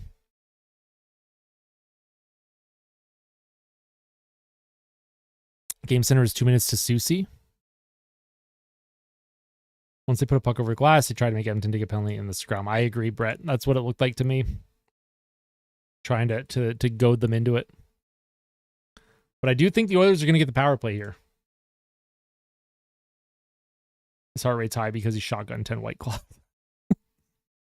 You wish. Finish the popcorn. It was 30 minutes in the microwave. Yeah, I guess it would only be just like a little bit burnt. Just a little bit. So I'm not sure the refs are still convening here. Not sure what's going on. Like, that is delay of game on Suter for sure. Bouchard does not get a piece of this puck. Like, 100% it should be delay of game on Susie or Suter. But we'll see what the rest is called.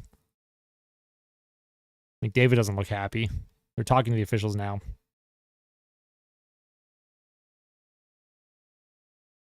We're going to find out. Looks like Edmonton has a power play. At least that's what Sportsnet's showing.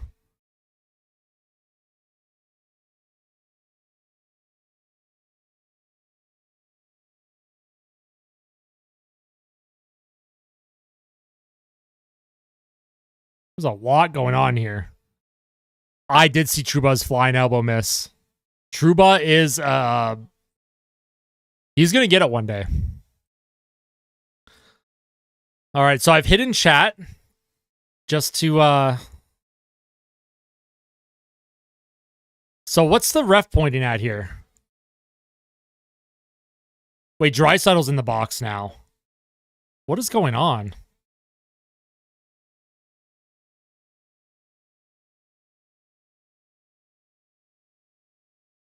So is it 4-on-4?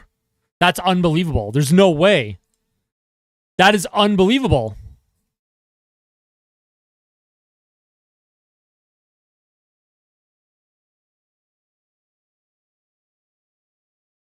Okay, it is a power play, but without Draisaitl, makes the Oilers' power play a little bit different.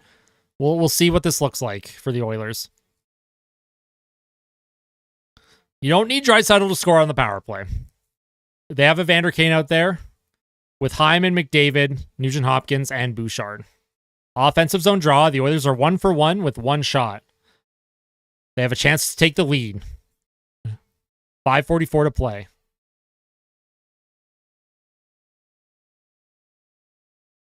Here's Bouchard to McDavid. To Nugent-Hopkins. Gives it to Connor McDavid. He'll circle back. Connor McDavid and Nugent-Hopkins. Here's McDavid. Looking for a play. He's held to the outside. Here's Bouchard to Connor McDavid. Here's Nugent-Hopkins. Tries to feed it in front. He can't find a play. And Hyman's going to get a holding the stick penalty. Yeah. Unbelievable.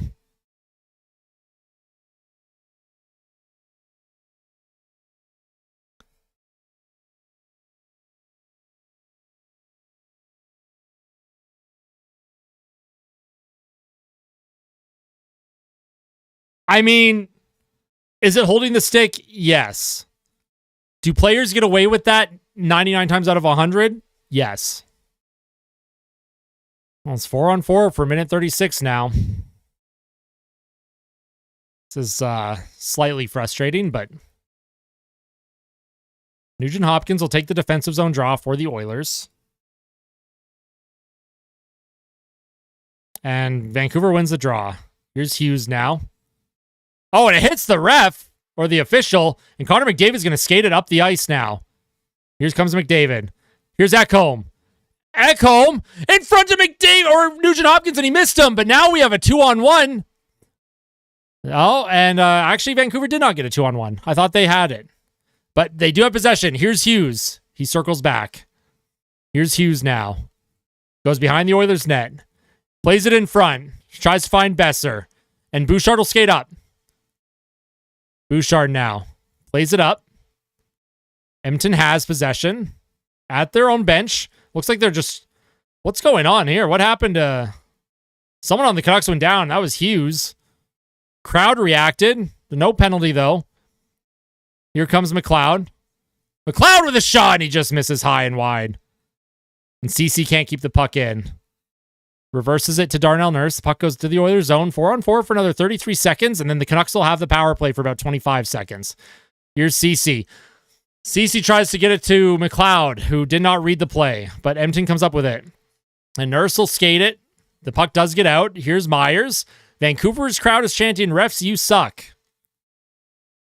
Here come the Canucks. Pettersson enters the Oilers zone. 10 seconds to go on the 4-on-4. Pettersson to Zadorov. Zadorov with a shot, and Skinner comes up with the save.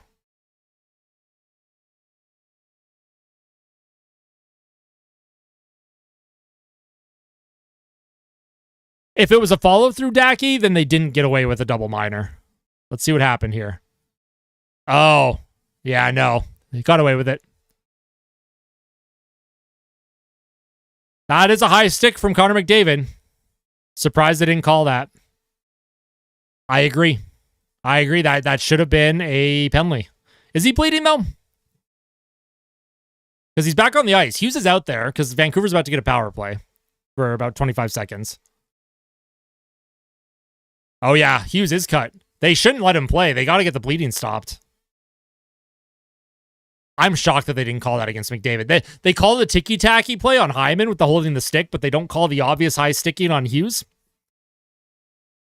This is not even like pro Vancouver or pro Edmonton officiating. This is just bad officiating, in my opinion.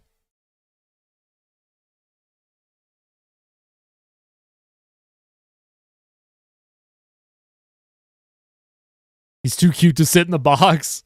Yeah, that should have been a 4-minute penalty against McDavid. You know, as someone that likes to, McDavid. Yikes. Crazy the penalties that they do call, and then it's crazy that the penalties they don't call. That is wild.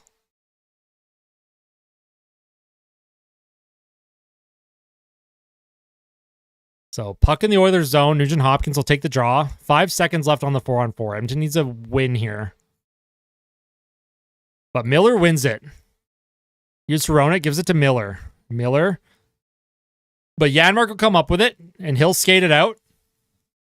Janmark, he'll hold on and just kind of kill the clock a little bit. Ekholm throws it into the Canucks zone. Draisaitl will be out of the box, or Hyman will be out of the box in about 5 seconds here. Zadorov plays it back. And the Canucks, so that looked like too many men on Vancouver. Here's Ekholm with it, reverses, tries to make a play. Nugent Hopkins comes up with it. Trying to get the puck up. He can't, and then he does. But it's kept in by Hughes. Ekholm to Desharnais, and Desharnais will throw it around the boards. And that's not icing. Oh, and Shelovs, what's going on behind the net? Hyman's trying to get it. Shelovs is out of the net. McDavid tries to get the puck to the point, and it's fanned on. What happened behind the Canucks net there?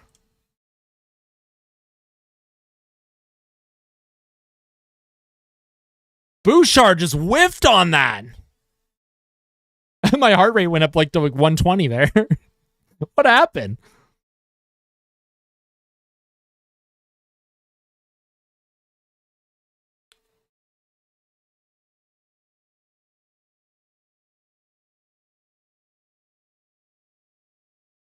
Shelovs, there's a battle behind the net. I don't know what was going on. Bouch had been able to connect. It's unfortunate because Bouchard, 99 times out of 100, is able to get that shot off. Draisaitl wins the draw. Here's Kulak now. 2:43 to play in the period. Bouchard gives it to McDavid. And here's Kulak. He tries to get it in front, and he can't. Canucks will come up with it. Potential 2-on-1. McDavid trying to catch up. Bouchard holds it well. But the Canucks behind the net trying to bank it in. And Bouchard with a good play. Puck still behind the Oilers' net. McDavid will come up with it. Plays it to Hyman. Hyman now. Here comes Hyman. Skates it through the neutral zone. He'll chip it in deep. Hyman will chase after it. He'll go after Myers. Myers loses it. Here's Draisaitl. In front of Henrique, and that is stopped. And bit of a passive play by Nurse there. Backed off. Miller gets it. Nurse throws it. Hyman trying to get to it for Edmonton. The play right now is a little choppy on both sides. Miller. Here's Zadorov. Enters the Oilers zone. Zadorov throws it. Wow. What is Skinner doing?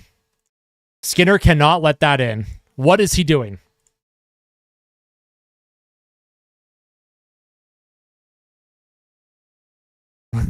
Skinner cannot let that in. Ever.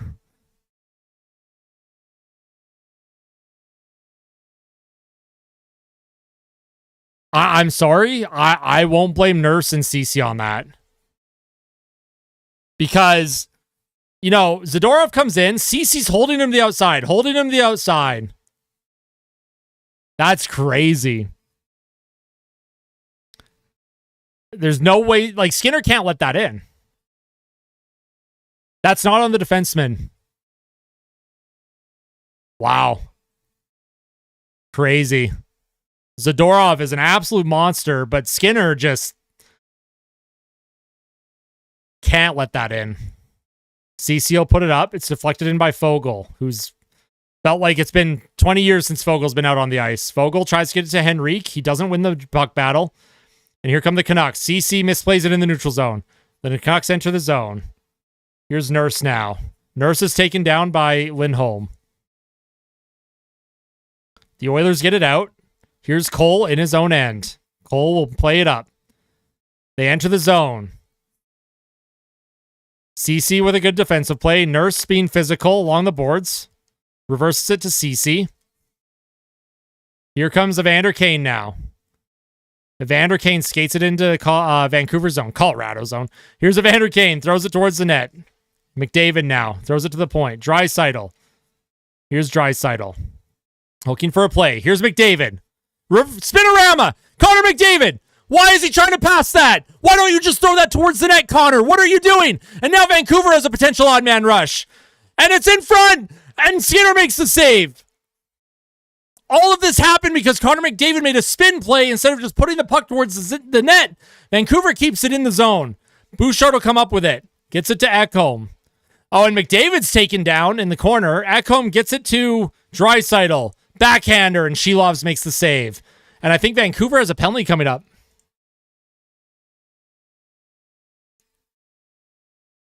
Well, at least Edmonton is a power play, but like, McDavid, man.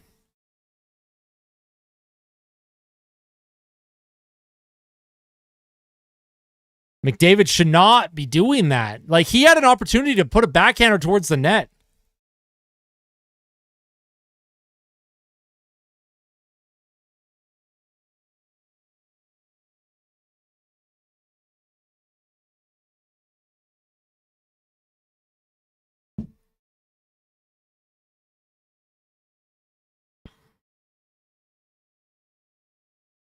So the shots are 15-13 for Vancouver. The Oilers have a power play with 14 seconds left in the second. Draisaitl will take the draw. They have a chance to tie it up here. Draisaitl loses the faceoff. Vancouver will play it around, and they'll get it out, and that'll kill the rest of the period, probably. Here's Bouchard. He'll make a play up, and does not get it, and that's going to be icing on the Oilers.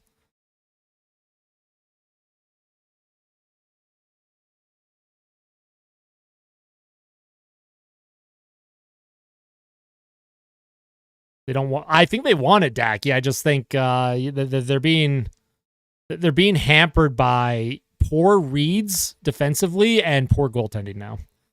Like, Skinner played so good in round 1 against LA. Other than game 2, Skinner had a bad game 2, but for the rest of the series, he played good. Skinner has had two bad games in a row.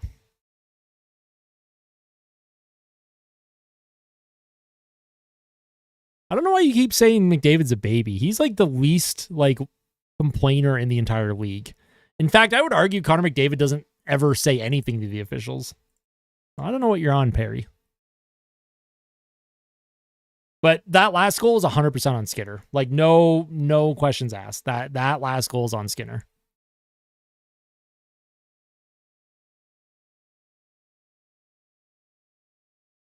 There's 2.5 seconds left in the period.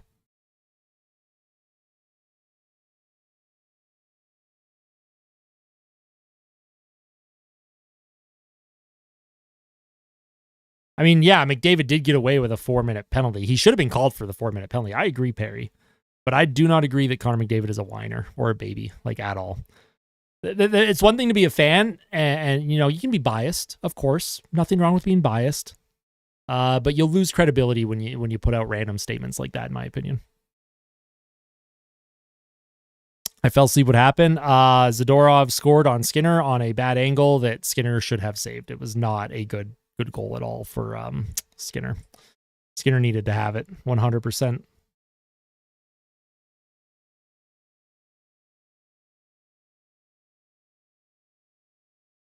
No, I agree. McDavid should have been given a 4-minute penalty. I agree. I am not arguing that. Connor McDavid should have been given a 4-minute penalty.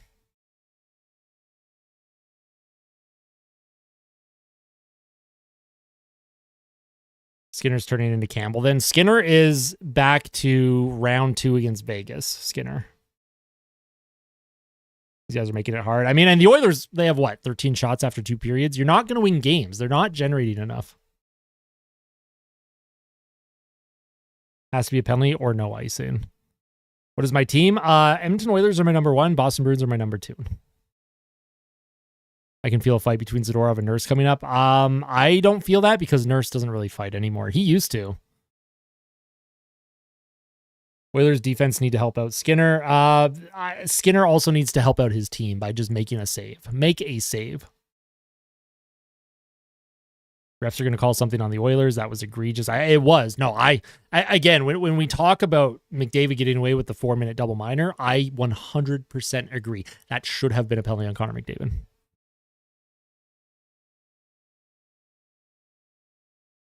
Skinner can't steal the game unless the defense help him, but Skinner needs to also just make a save. And I'm the biggest Stuart Skinner fanboy. I defend Skinner constantly. For people who tune in my channel regularly, all I do is talk about Stuart Skinner, and I pump him up all the time, and I say he can get the job done. Right now, he's not getting the job done.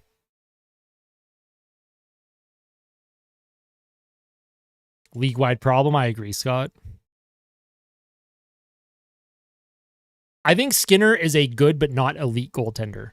I think Stuart Skinner is someone that, look at the Bruins with Allmark and Swayman. They have 2 goalies. They play them both pretty much 50-50 throughout the season. I think Skinner needs someone to play 50-50 with him. I don't think he can be someone that you play for 65 games and then try and rely on in the playoffs. Just want a 900 save percentage. I'm with you, Brett.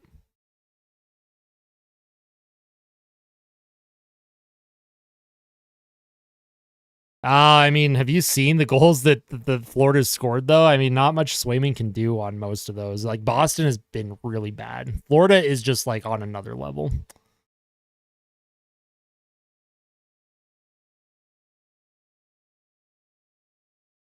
Still live at 1:57 p.m. Love that, Aussie. Love that.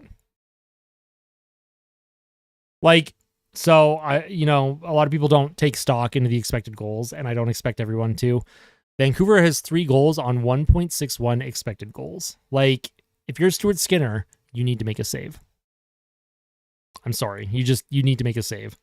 Should Stu have stopped the Zadorov shot, or was it a good shot? He should have stopped it. 100% that should never go in.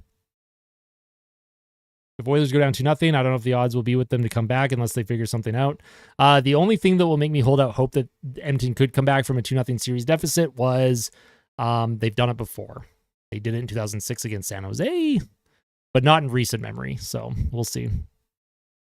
If Crosby never missed a game, he would have 1,988 points and 701 goals. Look at that. How is it that we have an NHL goalie letting in 3, but a rookie goalie that's just getting in the league lets in 2 on McDavid and the Oilers? The Oilers just aren't testing Shelovs enough. Shelovs has proven that he's shaky so far in these, or at least against Edmonton.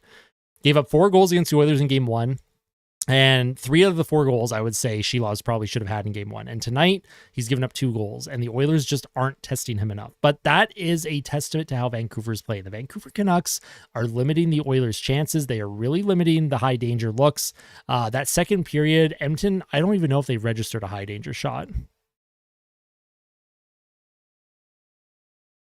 Time to play Minecraft between periods and let off some steam. Hey, I will be playing Animal Crossing after the game tonight to let off steam, so...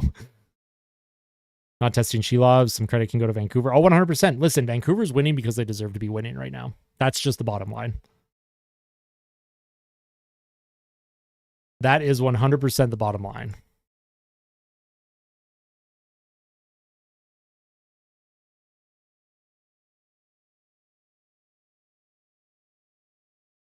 Leafs, same issue. Well, the Leafs actually had good goaltending in the playoffs this year. The Leafs issue is they can't score to save their life.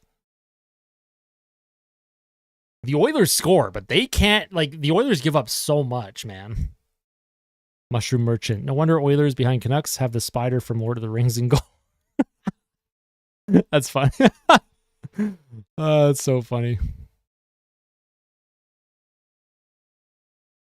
If this was a year for the Leafs to beat the Bruins, it should have been this year. They had the goaltending to do it, but Toronto's offense didn't show up against Boston. In years past, Toronto had poor defense. But I thought Toronto actually outplayed Boston in most of their series.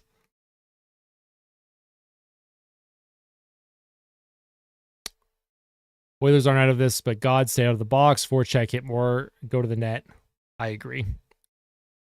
What's my dream job? Oh boy. I mean, my dream job when I was growing up was to be a meteorologist. I love weather. I love storm chasing during the summer times. That was my dream job, but I was not very good at chemistry or physics in high school. So you kind of need both to be a meteorologist. And then at some point I wanted to be a filmmaker for some reason. Don't ask why. I went to school for that. And then I went to school for political science. Don't ask why. I've been trying to figure out my life for 30 years, so we'll see where I end up. Right now, I'm having a blast just doing what I'm doing. Unreal. I can't believe the Nucks are doing this. I'm with you, Michael. I'm with you. I can't believe it, though. The Vancouver Canucks, the way they play, man, like they are really hard to play against. Really hard. I was working at a pet store, Jane Hockey, but I am no longer there. There was some cuts recently, so I was unfortunately one of them. Just need Kane and McLeod to be a threat. I need anyone that's not McDavid or Draisaitl to be a threat offensively.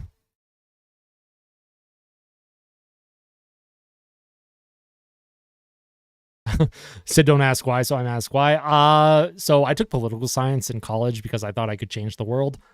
Bad idea. I took filmmaking in school for 1 year, only 1 year. Poli-sci I did 2 years. Filmmaking I did 1. The thing with filmmaking was, 18-hour days, not my thing. I'm cool to listen to and fair in my analysis. I try to be, Scott. I try to be neutral. I try to be fair. Of course, I'm still going to be, slightly biased towards the Oilers, because I want them to win. But at the end of the day, it's not that I'm worried about my credibility on YouTube, but even though I'm a fan of the Oilers, I want to make sure I'm providing proper analysis. I'm someone that likes advanced analytics, and I just don't want to be seen, as a hypocrite down the road. And I try to be fair. I really do. Will the Oilers ever get away? Hold on, I missed that comment. From the power play merchant's reputation. As long as they continue to not score at 5-on-5, no. I'm drawing a picture right now while watching you. Hey, that's awesome. What are you drawing? How many shots on goal? Edmonton used to throw at least 40. Please, boys, win. Yeah, Edmonton's 5-on-5 play has been concerning for a month and a half now. How many years of Connor's career will we waste by pretending backup goalies can win cups? Skinner's a starting goalie. He's just not an elite starting goalie. Moving to Australia, where we are the future. I could never live in Australia because I hate bugs. Despise them. Biggest fear on the planet is like big, scary bugs. We need to fire everyone on the Oilers except McDavid and Draisaitl and start rebuilding. Would they stay for a rebuild, though? I'm just here for Austin at this point. The Oilers have let me down again another year. I appreciate that, Dacky. Flowers, very nice, Jane. Do you think Dry and McDavid will leave the Oil? No. There's 2 answers to that question. If Draisaitl resigns, then no, McDavid will not leave. If Draisaitl doesn't want to sign an extension, if Edmonton loses in round 2 this year, Draisaitl will have 1 year left on his contract. And if the Oilers aren't in it, or if they're not seen as a contender next year, I could see him leaving. I think McDavid will stick around. He just seems like someone that will. However, in saying that, I don't think Connor McDavid is going to sign a maximum extension with Edmonton. He's not going to sign the 8-year max. He's probably going to sign 4 or 5 years. And if Edmonton is still in the absolute shitter at the end of that contract, he'll be moved to try and win a cup before his career ends. They have poisonous spiders there. They do. Australia is scary when it comes to bugs. Why do I think 5-on-5 is as bad as it is right now? I have no answer to that. I honestly don't know. Delicious Dan, I don't have a proper answer.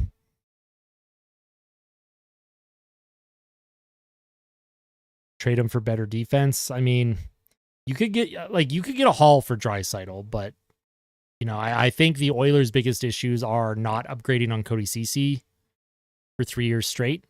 2022, you can say, okay, you know what? That was his first year with the team, blah, blah, blah. Last year, after that series against Vegas, Nurse and Ceci, there should have been an adjustment. There should have been a trade made. There should have been someone brought in to play right D on that second pair with Nurse. The move wasn't made. And all year, same thing. I put out a video way back, months ago, talking about the Nurse and CC pair and how much they've struggled in the playoffs and why they needed to move on from CC, and they didn't do it, and they are being exposed once again in the playoffs this year. Do I play ice hockey? I do. I just play like beer league though, like a no hit league. I started the year. Well, I like to play defense, but I also rotate up front as well when they need me to. If I settle to the Leafs, we'll find out. Leon to Buffalo with Owen Power, or for Owen Power, that'd be an interesting trade. Can't believe Skinner did the Shruggy McShrugger sit. Yeah, true. How many goals? I'm not a goal scorer when I play hockey. Now, when I was growing up as a kid, I was a goal scorer. It actually got to the point when I was like 10 years old. I was kind of the one. I was scoring a lot of goals. So to try and make things more fun for the rest of my team, the coaching staff put me on defense just so that I'm passing the puck more. I like defense a lot. If I were to play hockey full time again, it would probably be on right D. I love that position. Talked about the most overrated stats. What are the most important ones to you besides the obvious goals, assists, etc.? That's a tough one.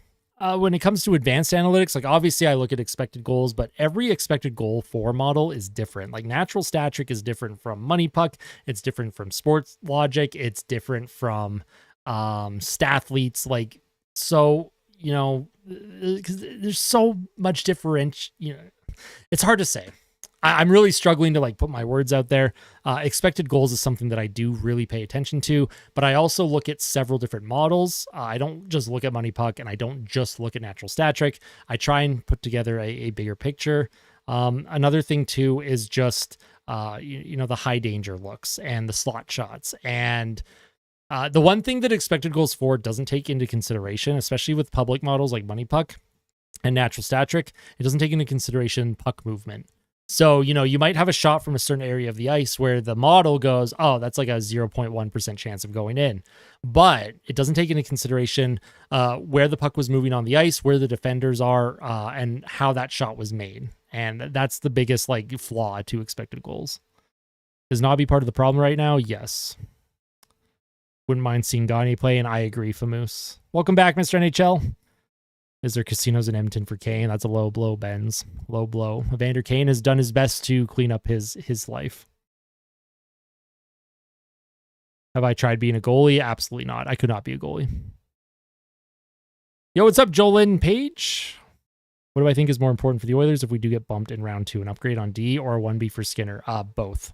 You need an upgrade on CC and you need a 1B. You need someone that can platoon with Skinner. I think that is a dead even level of importance. Why does plus minus suck so much? Regular plus minus doesn't take into consideration, you could be in the middle of a line change and then look at some of the goals that go against Skinner. Well, is that, a player that's on the ice that gets the minus? Is that their fault? There's a lot of variation. A lot of players will get a minus or a plus when they had nothing to do with the play. So that's why there's people will look at plus minus and not care about it. Enjoy the third period. Mr. Austin, we got a barbecue here. I'm going to sit back and watch the third. Beautiful. Who won the draft? It's San Jose Sharks. Draisaitl to Boston or a team like that if he leaves. I could see Draisaitl going to Boston. Boston needs a top line center. How confident are you that we can come back? I'm very confident. Edmonton's done it a lot, so...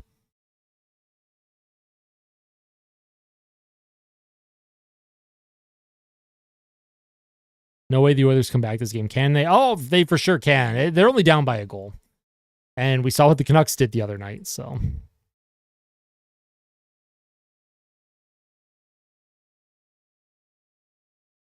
Pretty chill stream. Hey, I try to be chill, Roberto. I'm so upset. I'm sorry ranting about nothing or Lion T. We'll see if Edmonton can come back here. Watching from Vancouver and getting torched here. Oh no, Narvada. Oh no. I couldn't imagine Nurse and CC playing like ass. They have not been good, and Stuart Skinner has also not been good. Broberg will be signed, I think, for sure.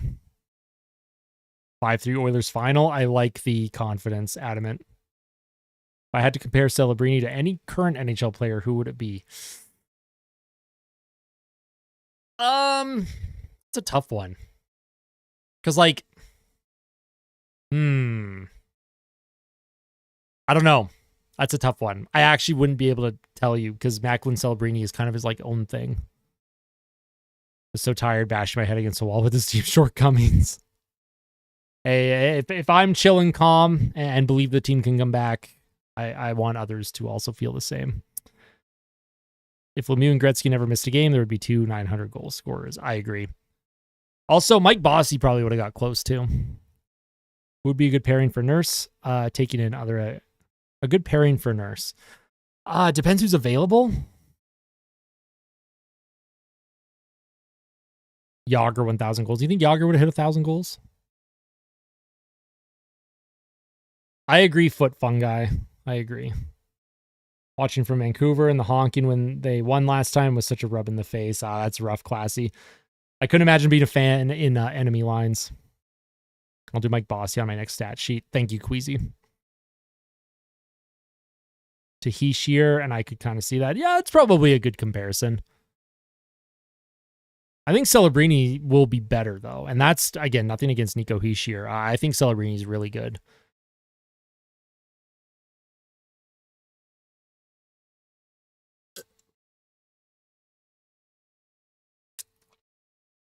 But you know what will get the Oilers to come back? Is if you're watching on YouTube and you hit the like button. That'll get them to come back. I know it. Just kidding. I am going to take a quick bathroom break, and then I will be back for the start of the third period. So give me like 2 minutes.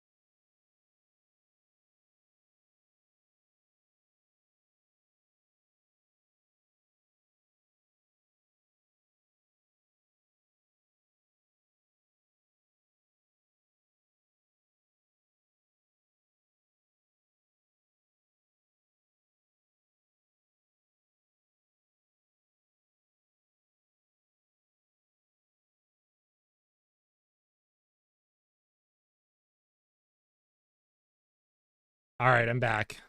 The Oilers do have the power play here. Oh, that's off the post. Where's the puck? Oh, man. Hyman had a terrific look. I think McDavid hit the post there.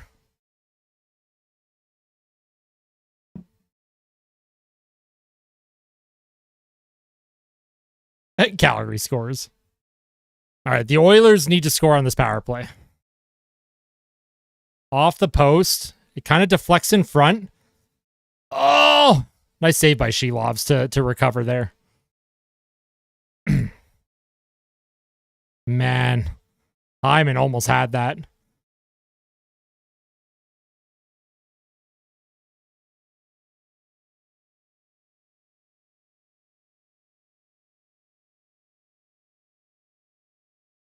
All right.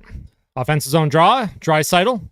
Nugent Hopkins gets to McDavid at the point. And here's a blast, and it deflects wide. Hyman plays it to Nuge. Draisaitl takes it. Gives it to Bouchard. Plays it to Draisaitl.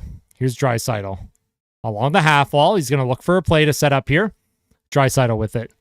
Gives it to Nugent Hopkins. Nugent Hopkins. Here's Draisaitl. to Connor McDavid. McDavid walks in, plays it down to Draisaitl. Puts it in front, and it deflects just wide. Here's Hyman. Puts it to Bouchard. Bouchard to Nugent Hopkins. Nuge with the shot, and it's stopped by Shelovs. Hyman reverses, tries to find Nuge. There's a puck battle. Bouchard keeps it in. Here's Bouchard. 30 seconds left on the power play. McDavid tries to put it in front. McDavid then pokes it on to Shelovs, and he will cover it up.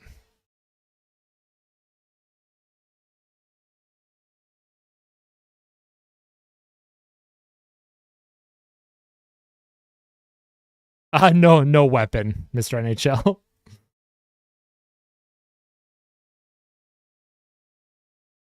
Man, that was a nice shot by Nugent Hopkins, but good save by Shelovs. Right off of his shoulder. Oilers still have 26 seconds of power play time. Here's Draisaitl. He'll try and win it. Oilers top unit stays out there. Draisaitl doesn't win it. Myers comes up with it, and he'll put it off the glass, and oh, that took a weird bounce. That was weird. Bluger would have had an opportunity if he had been able to read that. That was a weird bounce off the glass by Myers. Bouchard puts it to McDavid, who's coming in with a ton of speed. Here's McDavid. Stops up. Tries to get it to Bouchard. He does give it to Bouchard. Bouchard. And he tries to find McDavid, and that's intercepted.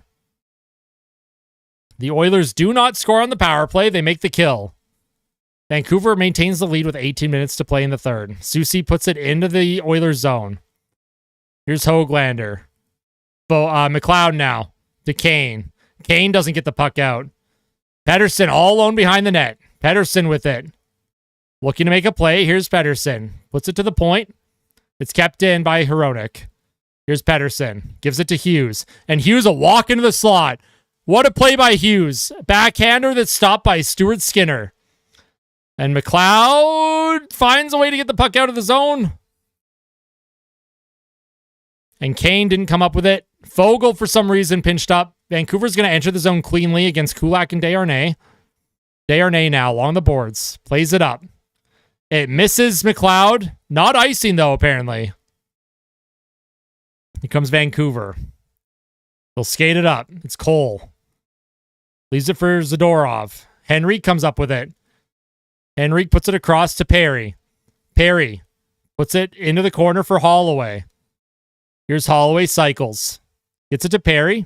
To Desharnais. Desharnais with a shot. It's deflected high and out of play by Shelovs.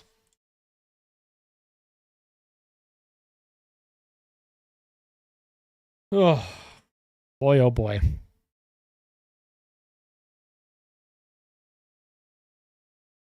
Yo, what's up, Red Apple?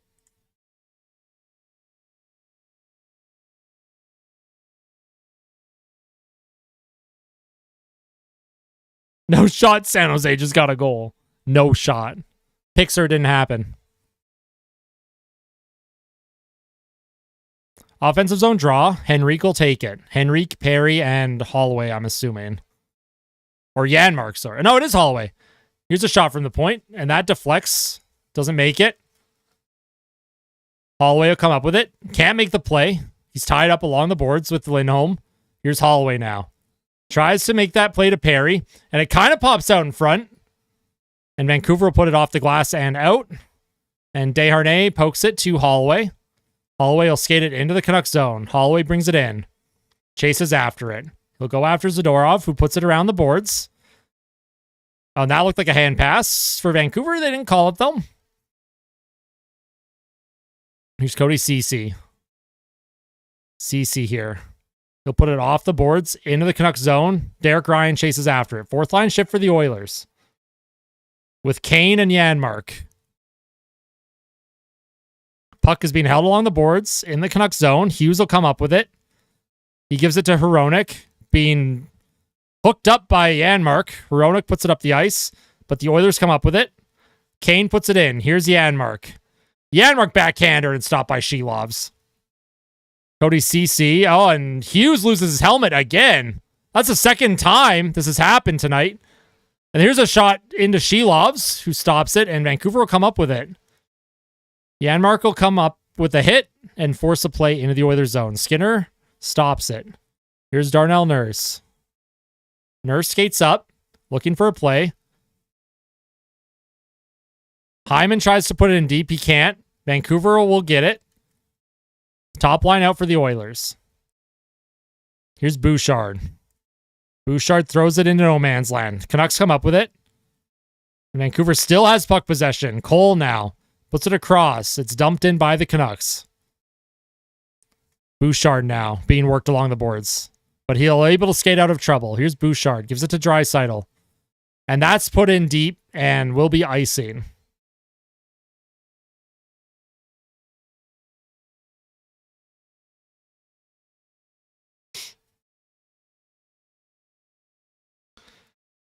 No weapon, Mr. NHL. No weapon. Edmonton's got to figure this out on their own. Yo, Hughes has taken some hard hits. The Oilers have only thrown 22 hits this entire game. Vancouver's thrown 28. Here's the face-off. Vancouver wins it. Bouchard will battle. Here's Höglander. Puts it in front. Draisaitl comes up with it. Tries to get to Hyman. He can't. And McDavid's... Here's a break for McDavid. He's coming in on his own. He scores! Connor McDavid ties the game at 3 on a breakaway.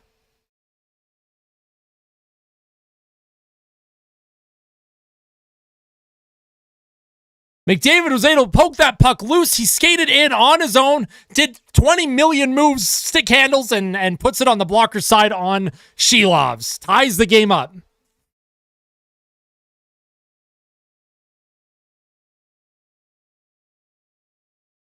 That's a nice finish from Connor McDavid. I'd be chugging right now. I'll chug for you. I have a White Claw.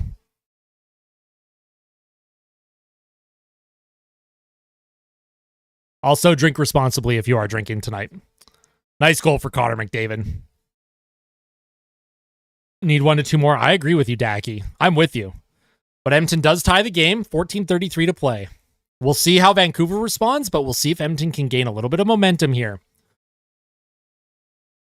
Shilovs is beatable right now. They just have to get the opportunities and make them count.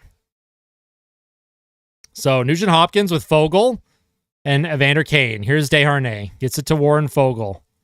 Fogle puts it deep into the Canucks zone. Nuge will chase after it.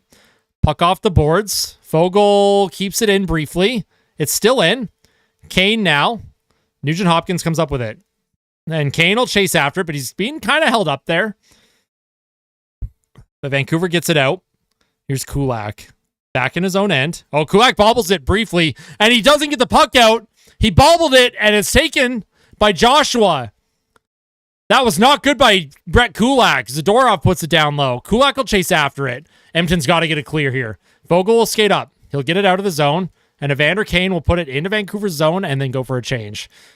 Oh, Kulak giving me a heart attack here. Here's Cole with it behind his own net. Vancouver's going to skate it up. Darnell Nurse does not prevent the zone entry, but he does get the puck out. Vancouver will bring it back in, though. They tip it in. CC will chase after it. And Cheesy's going to get beaten by Bluger to the puck. McLeod down low supporting with Nurse. Nurse comes up with it. Has time to skate it. High flip into the neutral zone.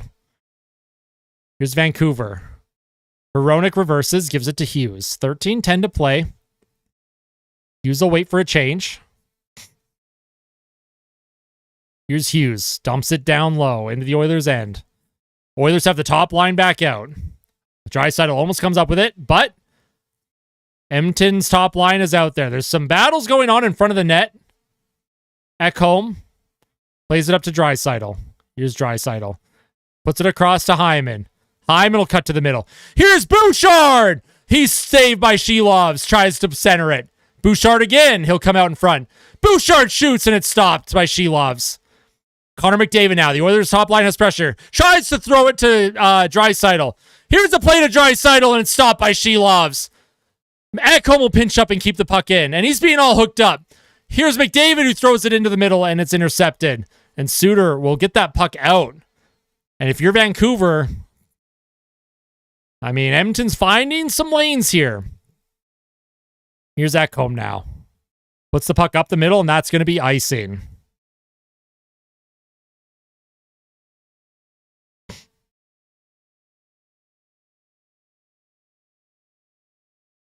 Oh boy, how are we feeling? How's everyone's heart rate?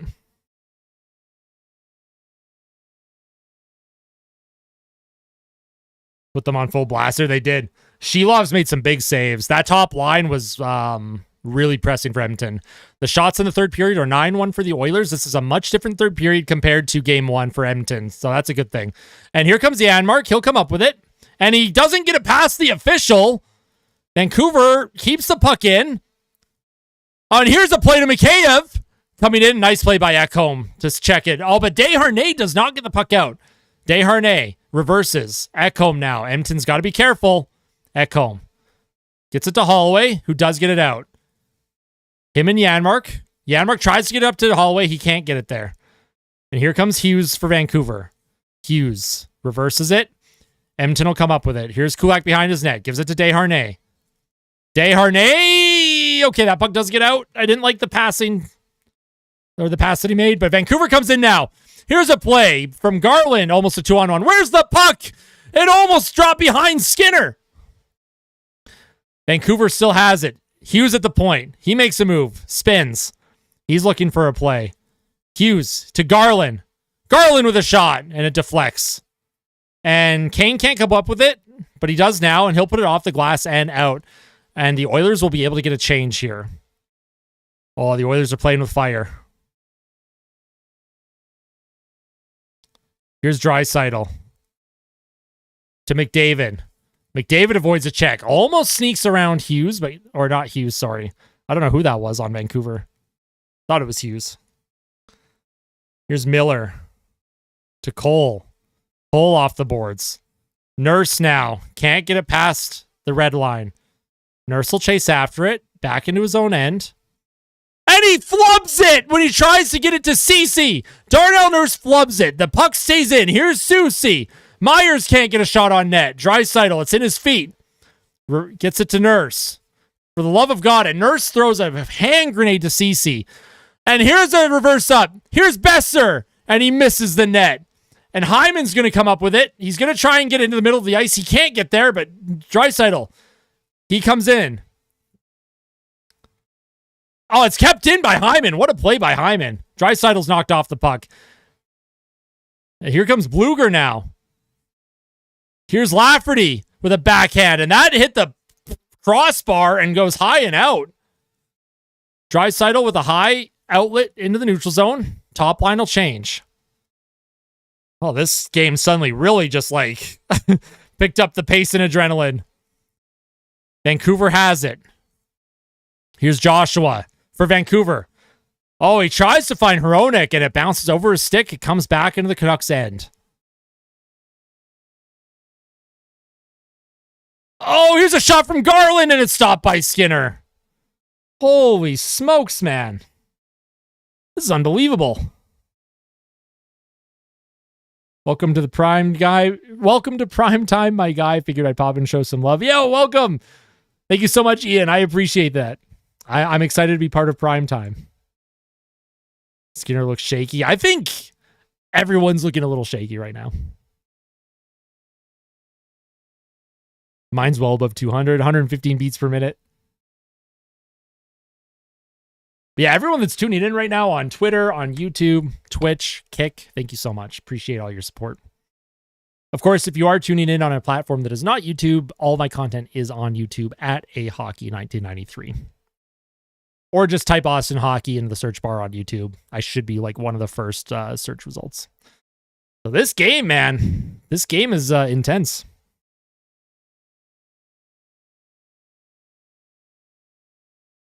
But the Oilers, the defense are playing with fire when it comes to trying to get this puck out of their own end. This is where they should be acting like it's their last game. Should be pushing in more hits. I agree, Colby. I'm stressed. Yo, me too. Jogo, me too.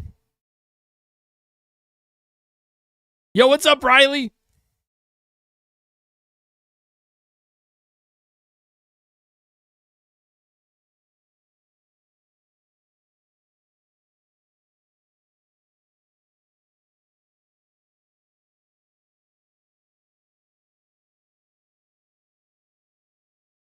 Edmonton, if Edmonton can find a way to split here, if they can find a way to win this game,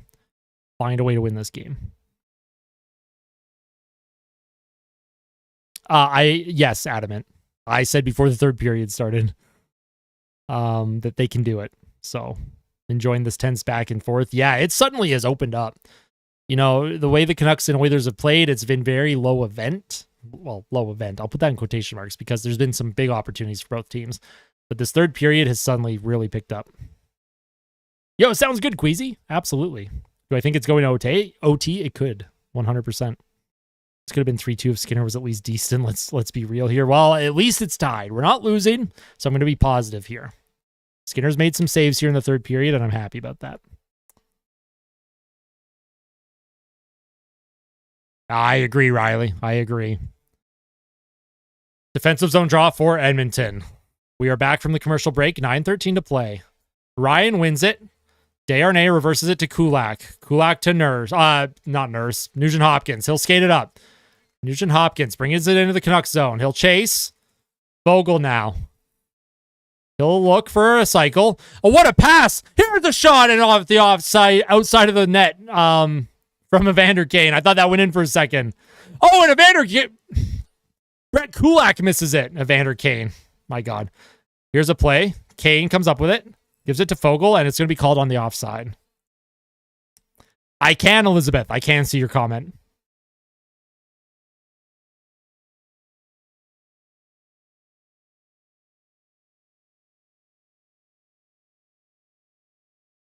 I'm getting good at commentating, bro. I'm having a rough go this game. The pace is a little higher, so it's a lot harder for me to keep up.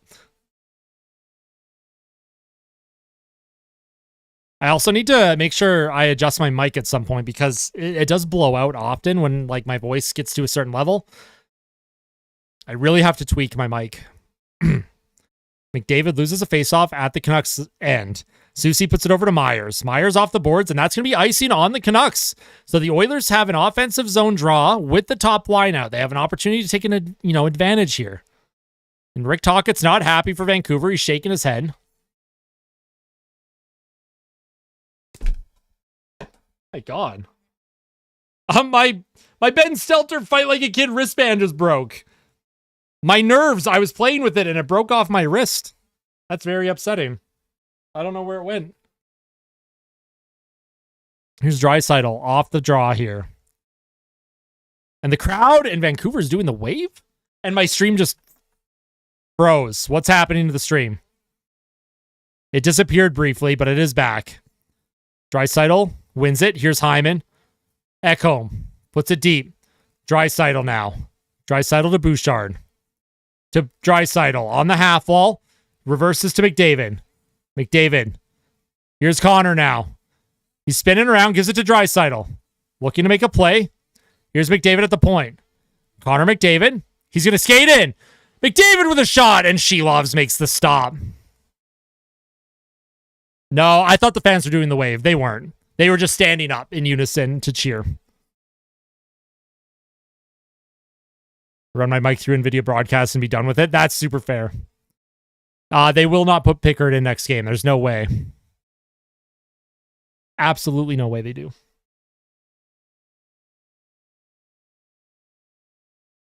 I don't know where. So I'm wearing a Ben Stelter fight like a kid, fight like Ben wristband. Now I just ripped one in half and it flew out of my hand, but I have no idea where it went.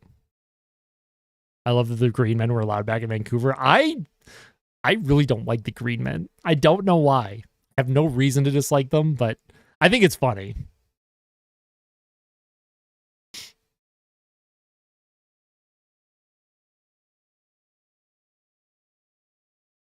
Mochi, my cat. Yeah, probably. I actually did find it. It's at the other end of my room there. It's by my closet. Scale of 1 to 10, how likely is a fight in this game? Probably a 1. Lots of fanning on shots tonight. Yeah, it's been one of those games.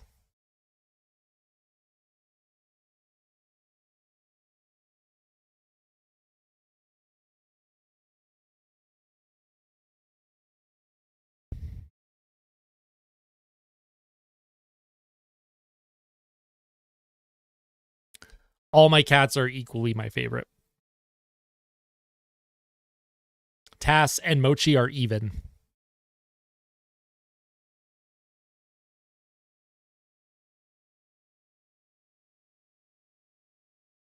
Canucks, says Lagan. Baggers. Yo, what's up, Lagan?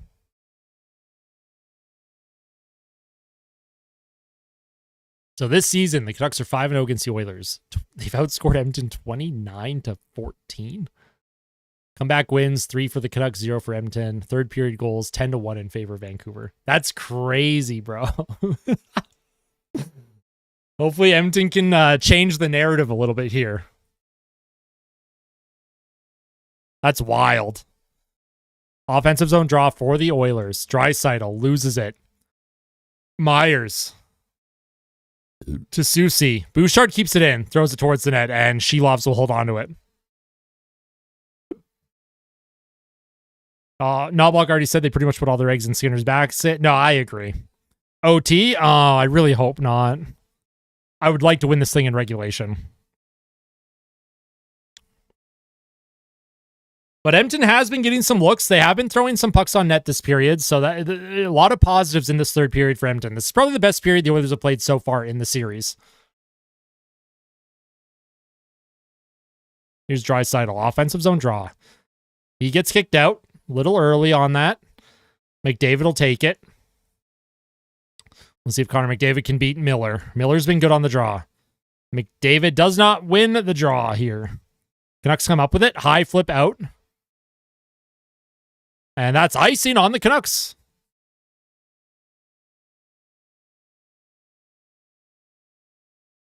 I'm with you, Riley. If I had the money to go to a playoff game, I would 100% go.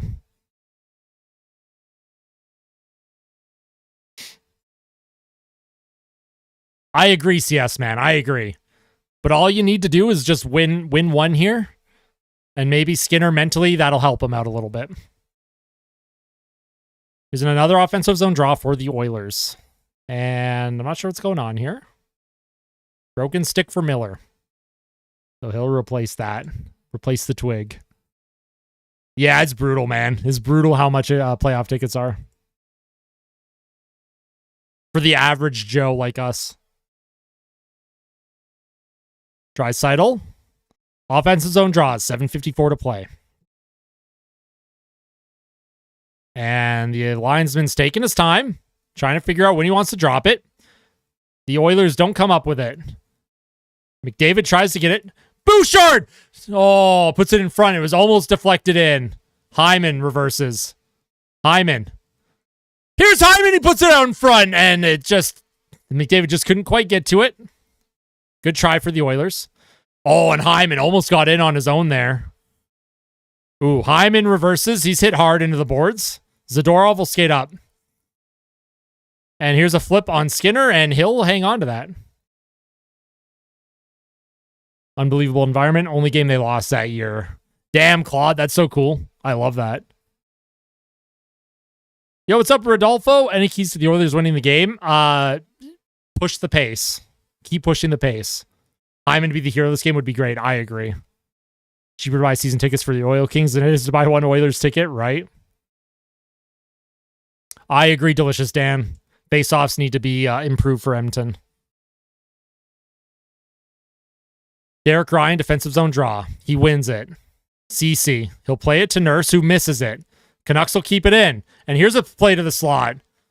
And Hughes tries to get a shot. And Edmonton will manage to get it clear, and there's a high stick by the Canucks on the puck. That is, not a penalty.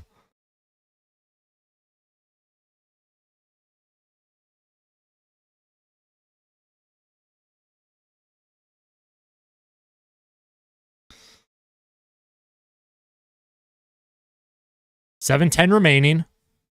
Edmonton's played a good third period. They really are pushing the play here. They just got to keep rolling. Here's a play into the Oilers zone from the Canucks. Dumped in deep. CC. Reverses to Nurse. Nurse puts it around. Henrique misses it. Vancouver does not keep the puck in. It bounced over Hronik's stick.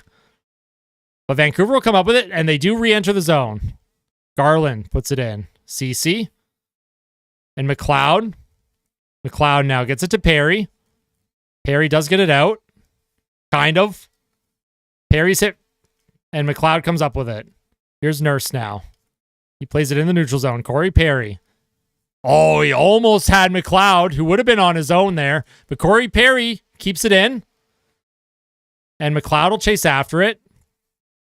McLeod battling. McLeod almost gets that puck in front of Perry. Oh, he fell. There's no way they're calling that on Perry. Hughes went down really easily there. There's no way they would call that. The crowd reacted like they wanted it, though. Oh, and Hronik's being chased by Janmark. Janmark will go into the corner. The Oilers. Oh, and Janmark is forechecking. Edmonton putting on the pressure. Vancouver's struggling to get the puck out of their zone. Here's Janmark now. Janmark behind the net. And Hughes will come up with it. He's looking for a play. He backhands it. Holloway battles along the boards. Gets it back to Kulak. Here's Desharnais. Desharnais keeps it in. The Oilers cycle. Here's Holloway. Oh, here's Nugent Hopkins who comes up with it. He skates it into the corner. Puck battle with Hronik. Hronik loses a stick, and he plays it with his hand, but Foegele comes up with it. And that puck is launched out by the Canucks. That is icing. The Oilers are probably going to get their top line out. The Canucks are tired here.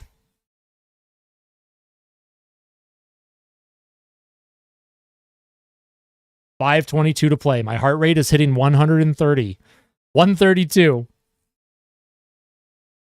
Terrific forecheck by the fourth line for the Oilers.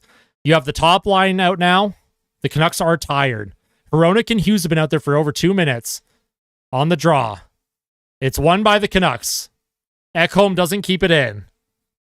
And Bouchard will come up with it now. Here's Bouchard. He'll skate it in. Deflect it in. Kept in by Draisaitl. Tries to get to McDavid. McDavid does get around his check. McDavid in front. Tries to find Hyman. Here's Ekholm to Connor McDavid. Looking for a play to the front. And Hyman. Draisaitl. Where's the puck? It's in front. And Ekholm can't put it in. Draisaitl reverses it. Cycles. Here's McDavid now. To Ekholm. Ekholm with it. He's looking for a play. Trying to put something in front. Gives it to Draisaitl. Here's McDavid.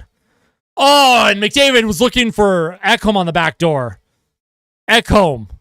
The Oilers have the Canucks hemmed in. McDavid to Ekholm. McDavid keeps it. Throws it into an area. Draisaitl will come up with it. Here's Draisaitl. Why are they showing the Oilers crowd? I can't see what's happening. Bouchard trying to make a play, and the Canucks will get this out. Here's Pettersson. Wow. Here's Draisaitl. The Oilers are making a change. Here's Nugent Hopkins. Gets it to Darnell Nurse. Nurse. Draisaitl trying to get to it. Here's Nurse. Off the boards. Deflected into the Canucks zone. Nugent Hopkins will chase after it against Zadorov. Zadorov makes a play. Foegele will chase after it. It's held in by the Oilers. Kane keeps it in. Here's Foegele. He's knocked down. Kane. To Nugent Hopkins. Throws it towards the net, and Shilovs makes the save. Holy smokes. I don't know why they cut to the Oilers crowd. I was trying to do commentary, but it cut to the Oilers crowd, and then I couldn't do commentary anymore. The Oilers had all the pressure. Oh, my nose is so itchy. Good Lord. What a game.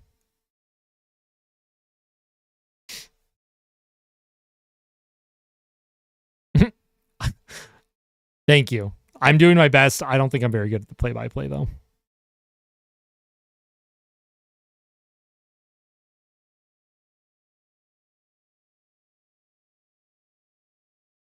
Show us the playoff mustache beard. I mean, I already am. It's not very good. I'm very patchy.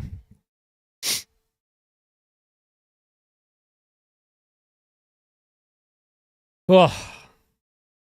I'm sure my heart rate probably got pretty high during that little scrum in front. Draisaitl and Hyman, I thought for sure were going to score. And then Ekholm had a shot blocked, I think. It's been an unbelievable third period. This is as exciting as playoff hockey gets. The Oilers right now, though, they are really controlling the play, which is good to see. 133. Is that what it hit?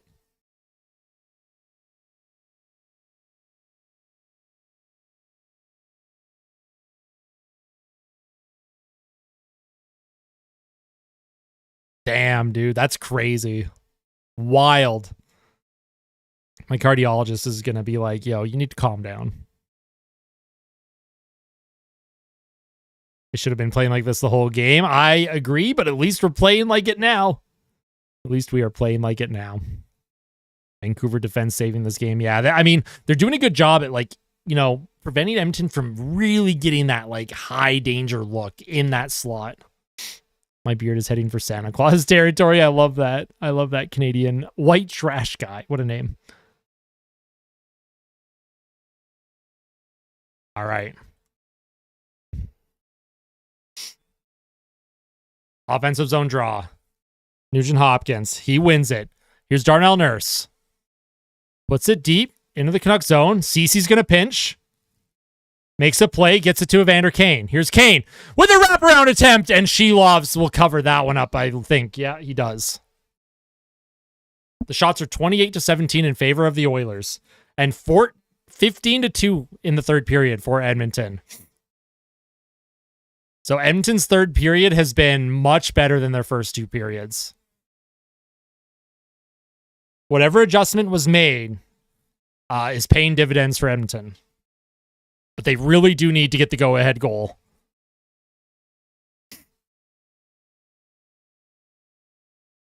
Glad I tuned in. I'm glad you tuned in too, BioSpark. Here's Nugent Hopkins, wins the draw, goes to the point. Here's Nurse, puts it back deep into the Canucks zone. Evander Kane with it. Gets it to Cece. Cece throws it in, and Shelovs will cover it once again. Oh, and Foegele tried to get into a battle in front of the net. Zadorov went down pretty easily there.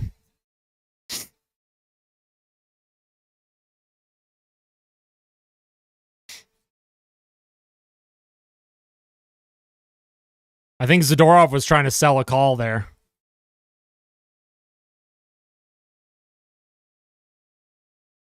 I don't know. Foegele did.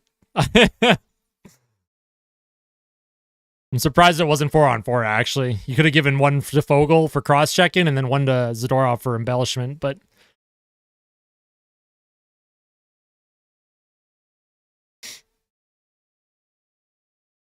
Offensive zone draw for the Oilers. 3:08 to play. Draisaitl will take the draw. Draisaitl. Here's the draw. He loses it. Canucks come up with it. Cole doesn't get it out. Bouchard keeps it in. But Bouchard can't get it past the defender on the half wall. So the puck is in the neutral zone. Puck bounces. And McDavid pokes it to Draisaitl. Here's Draisaitl. In front. Oh, man. It looked like a shot attempt was made. I think it got deflected, though. Ekholm now. He'll put it across. Tries to find McDavid. That puck is bouncing a little bit here. Nurse gives it to Draisaitl. To McDavid. To Hyman. Here's Hyman coming in. And he tries to find Ekholm in front. Here's McDavid to Draisaitl. And here's Draisaitl. Bouchard with a bomb. And Shelovs will save that one. Oh my goodness gracious.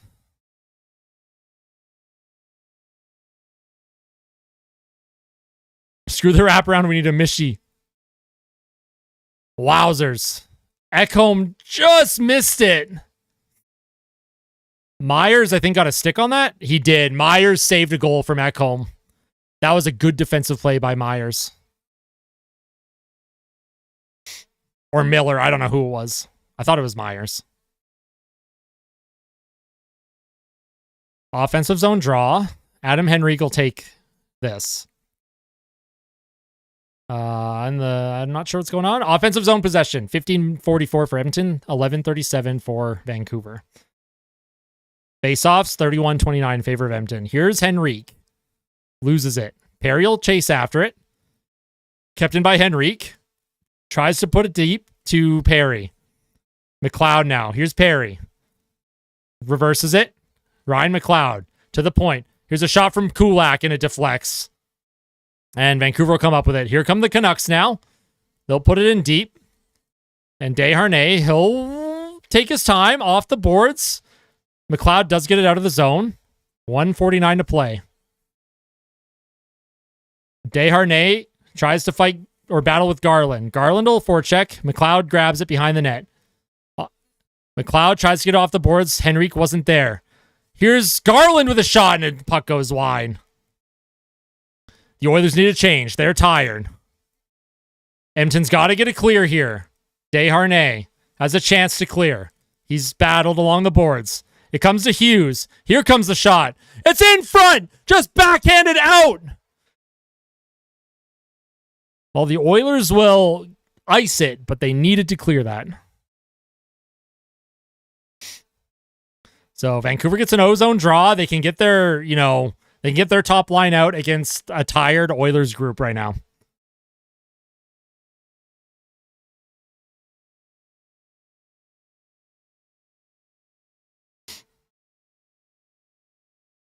This is a key draw for the Oilers. They have to win this faceoff and get it clear. McLeod will take it. 1:12 to go. This line's been out for a while. The Canucks win it. Here's Hughes. Gets it to Hronek. Or Myers, sorry. Here's Myers, and it leaves the zone. Edmonton can get a change. Oh, and good play by Fogle. Prevents the zone entry for Vancouver. Final minute of the game. Here's Hughes to Myers. Myers tries to put it in. He misses his play. And here comes Nugent Hopkins. He's going to enter the Canucks zone. He's going to look for a play. He spins. Goes deep. Here's Draisaitl now. Draisaitl to Bouchard. And here's Ekholm. Ekholm off the boards. Oh, and McDavid tries to get a play, or Nugent Hopkins tries to get a play to the net. And Vancouver will come up with it. They almost had a rush play there, but good defensive play by the Oilers. Here's Ekholm to support Bouchard. 20 seconds to play. Here's Ekholm. He's going to slow it down. Ekholm. He's not going to force anything. Off the boards. McDavid dumps it in. McDavid will chase after it. And Cole will try and hold it. With 1 second to go, and we are going to have overtime. Oh boy. Here we go. Edmonton and Vancouver going to overtime in game 2. If Edmonton wins, they tie the series at 1. If Vancouver wins, they take a commanding 2-0 series lead. Oh, baby. Now, if Edmonton plays like they did in the third period, I like our chances. However, Vancouver has been good at limiting the pressure to the outside. I'm literally pooping my pants. I'm scared our OT record isn't good these past 2 years. It's time to change that. This is where we change that narrative.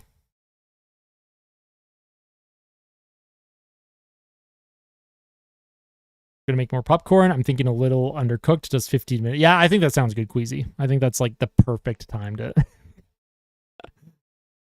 Oh, baby.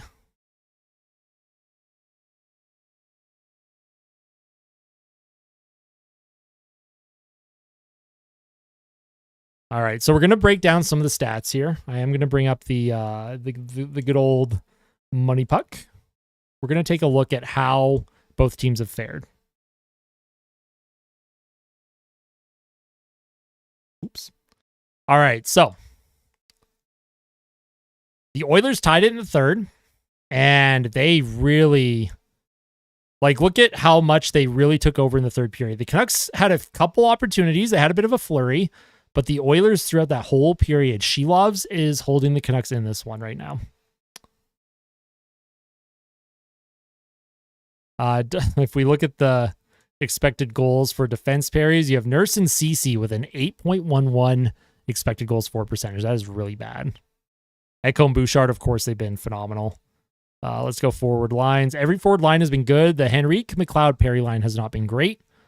But Holloway, Ryan, Janmark, I wish would get a little bit more ice time. Hyman, McDavid, and Draisaitl. And if we look at the time on ice here, Ryan's played 639. Holloway's only played 6 minutes. Janmark 750. Perry 952. It's very obvious that Chris Knobloch is relying on his big guns, McDavid and Draisaitl, right? Shelovs is standing on his head for the Canucks. After looking shaky earlier in the game, Shelovs is 100% standing on his head right now. I do live in Red Deer. Yep.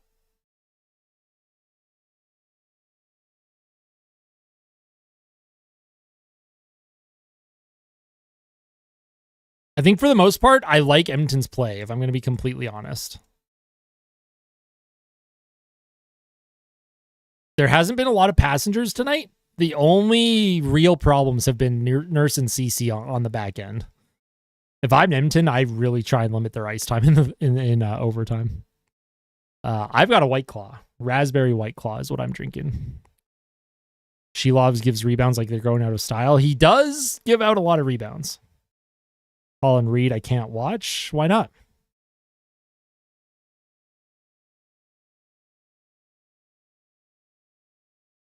Thought it was water. It was Dr. Pepper and water last game, but tonight it's White Claws. Got some coffee like that, Riley. Gonna need coffee to stay up.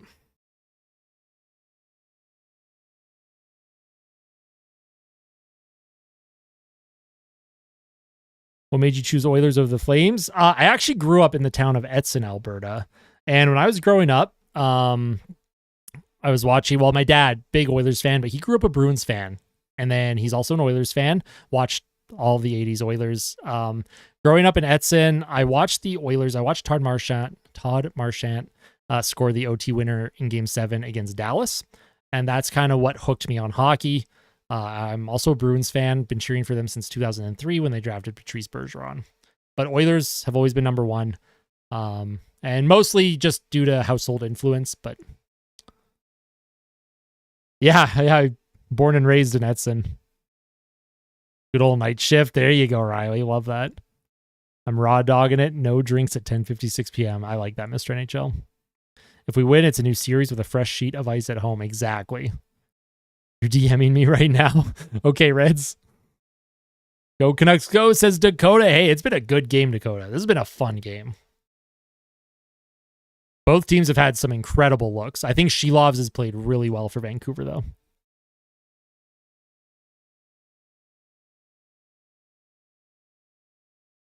Edson is between Jasper and Edmonton, if that gives you an idea. Noisy boy. Hey, everyone's welcome. Even the enemy. Enemy. I'll put enemy in quotation marks. All hockey fans are welcome, whether you cheer for the Canucks, the Oilers, or whoever you're cheering for. I like talking hockey. Everyone is welcome. No, you're good, Queasy. When Austin broke his arm getting checked into the boards, happening right in front of me. The crazy thing is, I lined that kid up. So yeah, when I was 11 years old, I was in tryouts playing ice hockey and first year of body checking. And I lined up my guy and I went in and I tucked my shoulder and I had my left arm up like this, tucked the shoulder in, but just so he reacted at the last second. And the way he turned the butt end of his stick hit my arm and literally like broke the bone off my wrist. And like, it was wild. It's hard to describe, but I lived in Edson from age 2 to 12. Yo, that's so cool, Reds. What the heck? Born 95. I was born 93. Damn, what a small world. I think it was first year Pee-wee.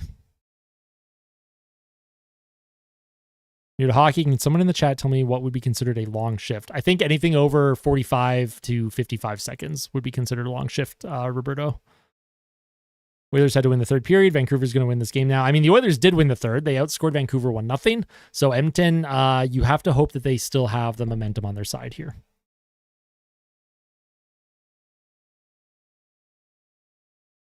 Yo, West Haven, let's go, represent. I went to West Haven for 1 year in grade 5, and then I was Pine Grove from, kindergarten to grade 4, West Haven grade 5, Pine Grove grade 6 to 8, and then Parkland grade 9 to 12. Definitely would have been Pee-wee. Yep. It's so funny because like I knew my arm was broken, but I didn't know how to like express that it was broken to the coaches on the bench. So, they're like, oh, well, just show me your wrist or whatever. And I like pulled up my jersey, but I had like a wrist guard here, so you couldn't see. And then my dad, who wasn't coaching at the time, but he was like, hey, like take off your wrist guard. So I took off the wrist guard, and you could see the bone, like literally like it wasn't sticking out of the skin, but like that gives you an idea of like how bad it looked. I still remember the coaches on the bench. They're like, oh, you should probably get that checked out. And my dad's like, yeah, we're going to the hospital.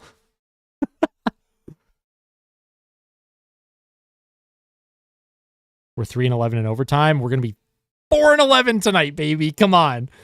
Let's believe. I remember novice. I got a penalty for checking. I think I remember that, Riley. I think I remember that. I remember in Adam, it was so funny. Like our goalie made a save. I forget the kid's name. And the other team, they like slashed at his wrist. And I went to the bench, and the coaches, like my dad, he's like, hey, don't let them do that to the goalie. I was like, oh, okay. They did it again on my next shift, and I literally like threw the kid to the ice, and I got a penalty for it. And then my dad's yelling at me. He's like, not like that. I didn't mean take a penalty. Vancouver wins this game. What do you think the chances are of Edmonton's comeback? I would put it at about 25% that they would come back and win the series. Classy games. Here's an awful Oilers stat I have. Oh no. Favorite Canuck is number 40, Pettersson. Yo, Elias Pettersson, he's had a tough playoff so far, but he's a great player. Does anyone else feel physically unwell? I think I would feel worse if I wasn't live streaming. I think the live stream with all of you is actually helping me out a lot right now.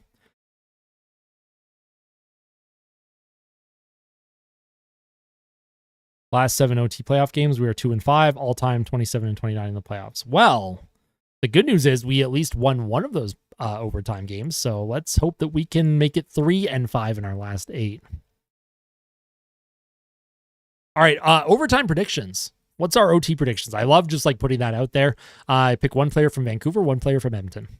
I'll let the chat pick first before I make my picks. If Oilers get the win tonight, then their unbeatable vibes will be completely destroyed. We'll see, Chris. We'll see. Oilers win it, says Alex, the Oilers fan. Nurse, Miller for Vancouver. Let's go, Oily boys. Hyman and Miller. Probably some fluky Garland goal. I mean, maybe I like Garland. I don't want to jinx it. You won't jinx it, Queasy.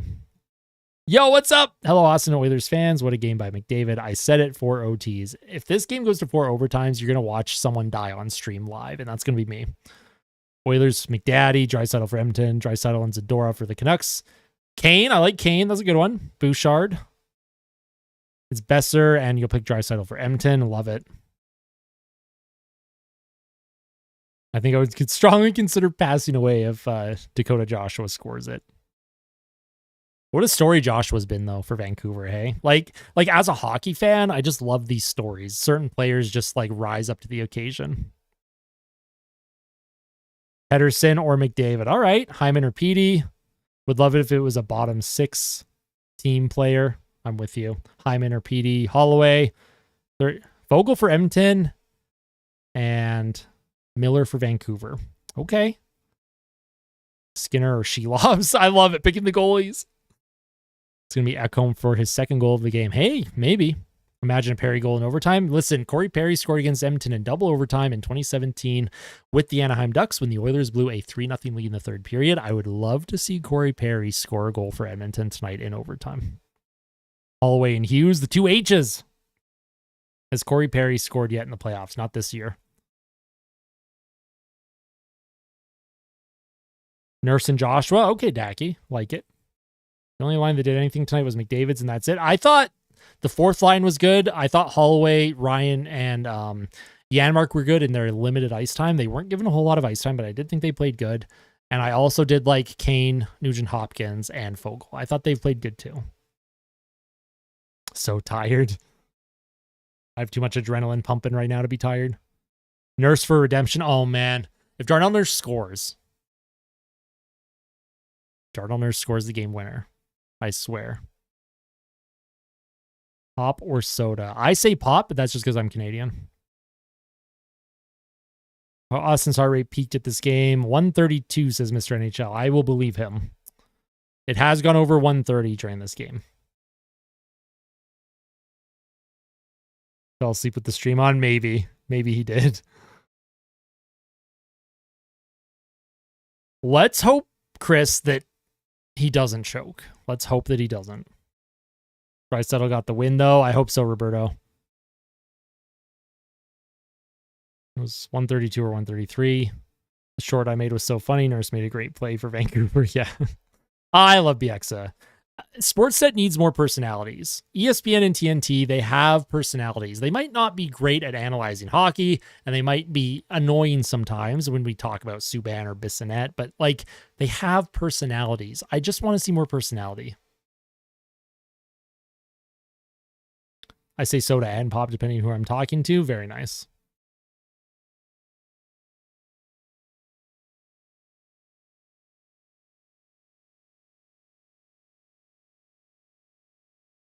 So, I think it was on this day in 2006, the Oilers won in double overtime against San Jose, or triple overtime. That was the game that Ryan Smith took that puck to the face and he lost several teeth, and then he set up Horkoff for the game winner. So I like the vibes tonight for that, to maybe play in Edmonton's favor tonight. They'll be moldy. That's how long it's been. What's one thing that only Canadians do? Ooh, I don't know. Probably say sorry for like literally everything, even if it's not our fault.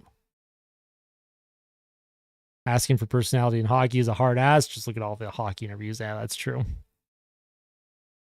think Steve Dangle should rejoin Sportsnet and be part of the crew. Love it in basketball. Shaq, Stephen A. Smith, and more are great. Good at analyzing. Great personality. It'd be interesting. There are 2 watch parties in Edmonton. I only know of the Moss Pit. I've seen a tented one too. I think it's all part of like the same, like it's all in the, I forget what it's called in Edmonton. There's like a name for it, but there's like the Moss Pit, and then they have like a beer gardens, and there's a whole thing. Why did Dangle quit? I think just to focus on the Steve Dangle Podcast Network. Him, Adam Wilde, and Jesse Blake really leaned into their own company. We need Shaq Hyman to screen She Loves.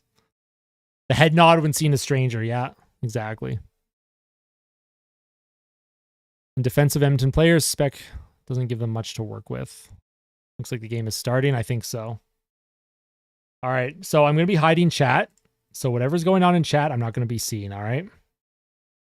I'm hiding it as of right now.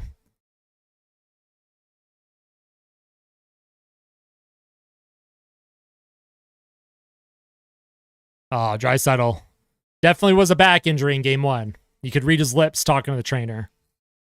But he does have 3 points tonight.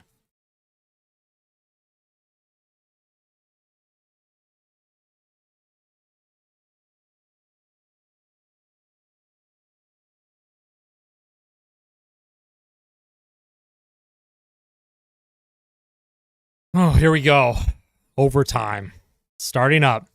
The Oilers are going to start with their big guns. Now, this is a game that will either be won early by either team, or it's going to go a while.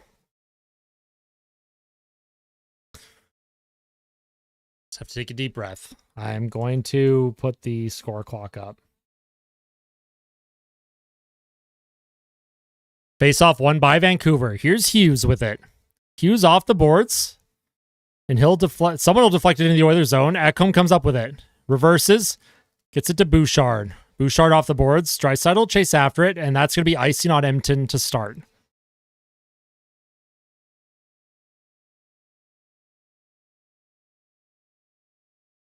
My heart rate is very high right now.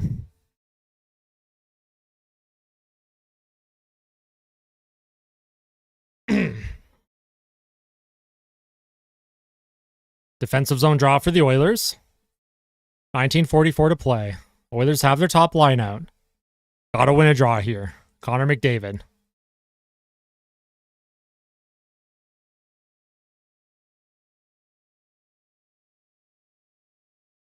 And the Oilers win the draw. Ekholm will put it off the boards and out. Here's Ekholm to Bouchard. Bouchard puts it across to Draisaitl. Draisaitl skated in. Throws it towards Shelovs, and there will be an offensive zone draw for Edmonton.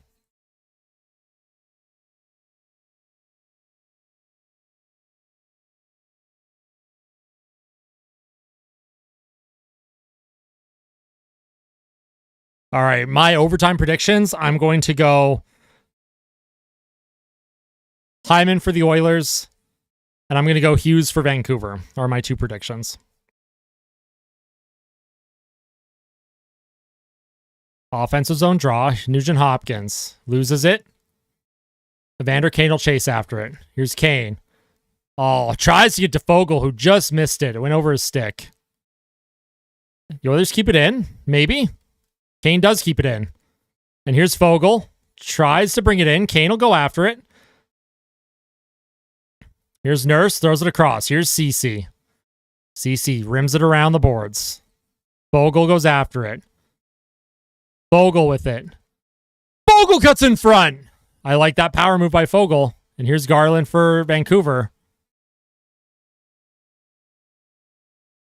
And the Oilers don't quite... I mean, you got to change here if you're the Oilers. Here's Garland towards the net. Skinner makes the save. Here's Warren Fogle. He'll make a play up. Doesn't hit McLeod. What is Darnell Nurse doing? He went down. McLeod battling forward along the boards. Kane's just got to flip this high and out, and he does. Nurse went down on his knees and tried to play with his hands at the blue line. Perry's out for the Oilers. Here's a play off the glass for Edmonton. Not going to be icing. Here's Myers for Vancouver. Myers off the boards. And that's going to go into the Oilers zone. Is that icing? That is icing for against Vancouver. You might get the top line out here.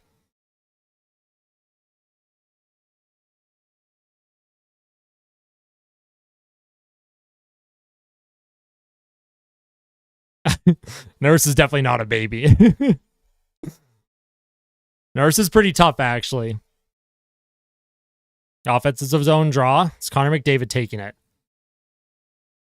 Here's McDavid.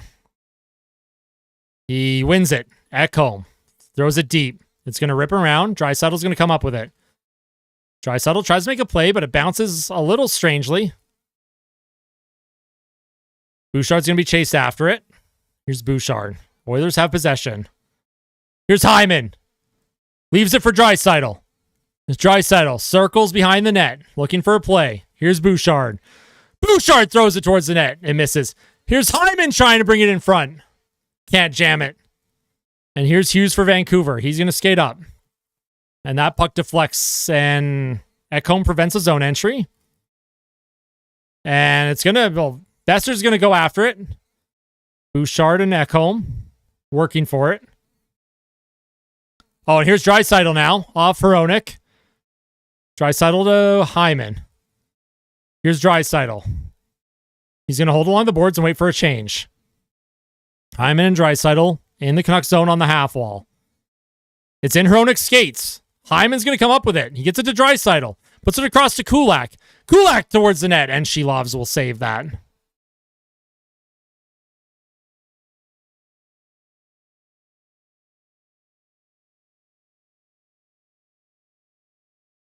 I bet 10,000 on Vancouver. Proof, why would you bet so much money?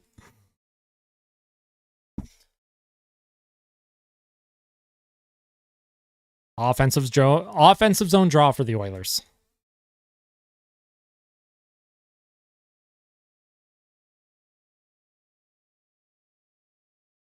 Fogel's out there.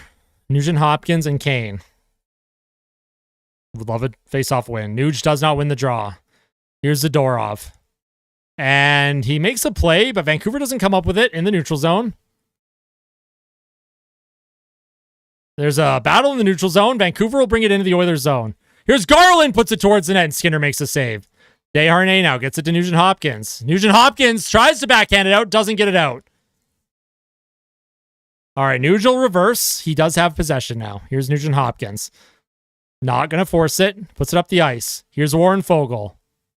Fogle tries to reverse the hit from Zadorov. Kulak is forechecking. Where's the puck? It's in front. Kulak has it. Nurse. Fans on it. Nurse towards the net.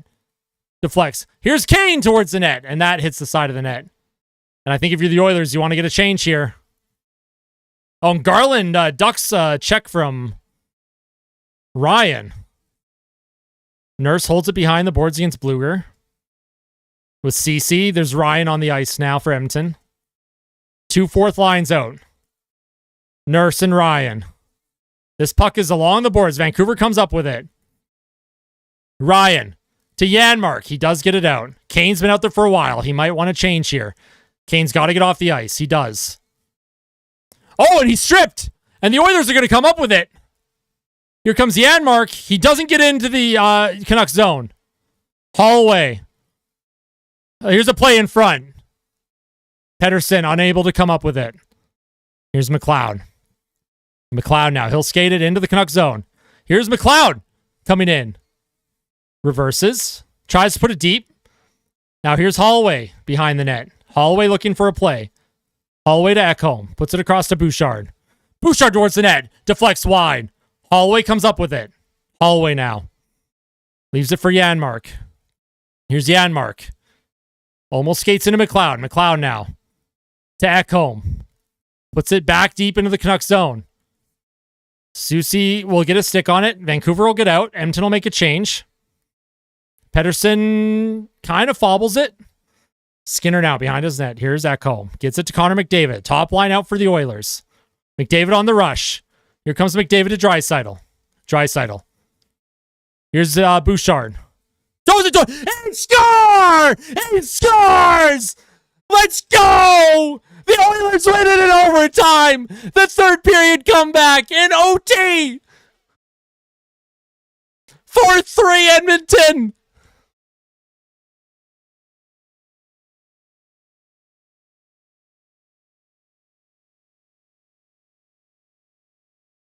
The series is tied at 1. Bouchard. I don't know what that hit. Oh, I'm going to black out.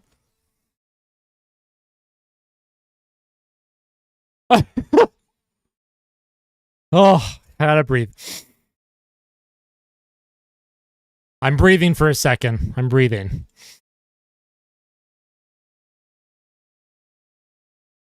I need to see this goal. I needed to see what it hit. Was it Bouchard? McDavid with the rush. Got it to Draisaitl. Draisaitl played it to Bouchard. Throws it towards the net. Oh, and Cole put it into his own net.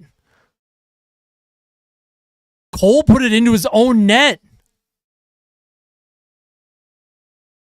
Oh. Okay, like I actually lost all of my feeling in my fingertips for like 5 seconds there. Oh boy. The Oilers come away with the victory. They have tied the series at 1, and we head back to Edmonton. The Oilers have taken home ice advantage for now. La Bamba, you want La Bamba? I'll play La Bamba for us. Give me a second. Wow. Sent you my stat sheet. I'm excited to look at it. I'll play La Bamba. The Oilers win their first game of the season against the Canucks.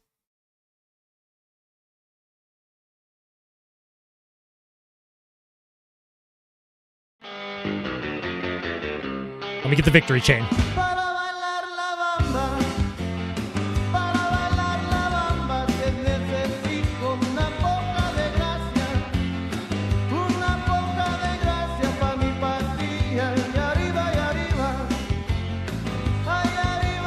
Victory chain, La Bamba. Oh, gosh. Unbelievable. What a game. The Oilers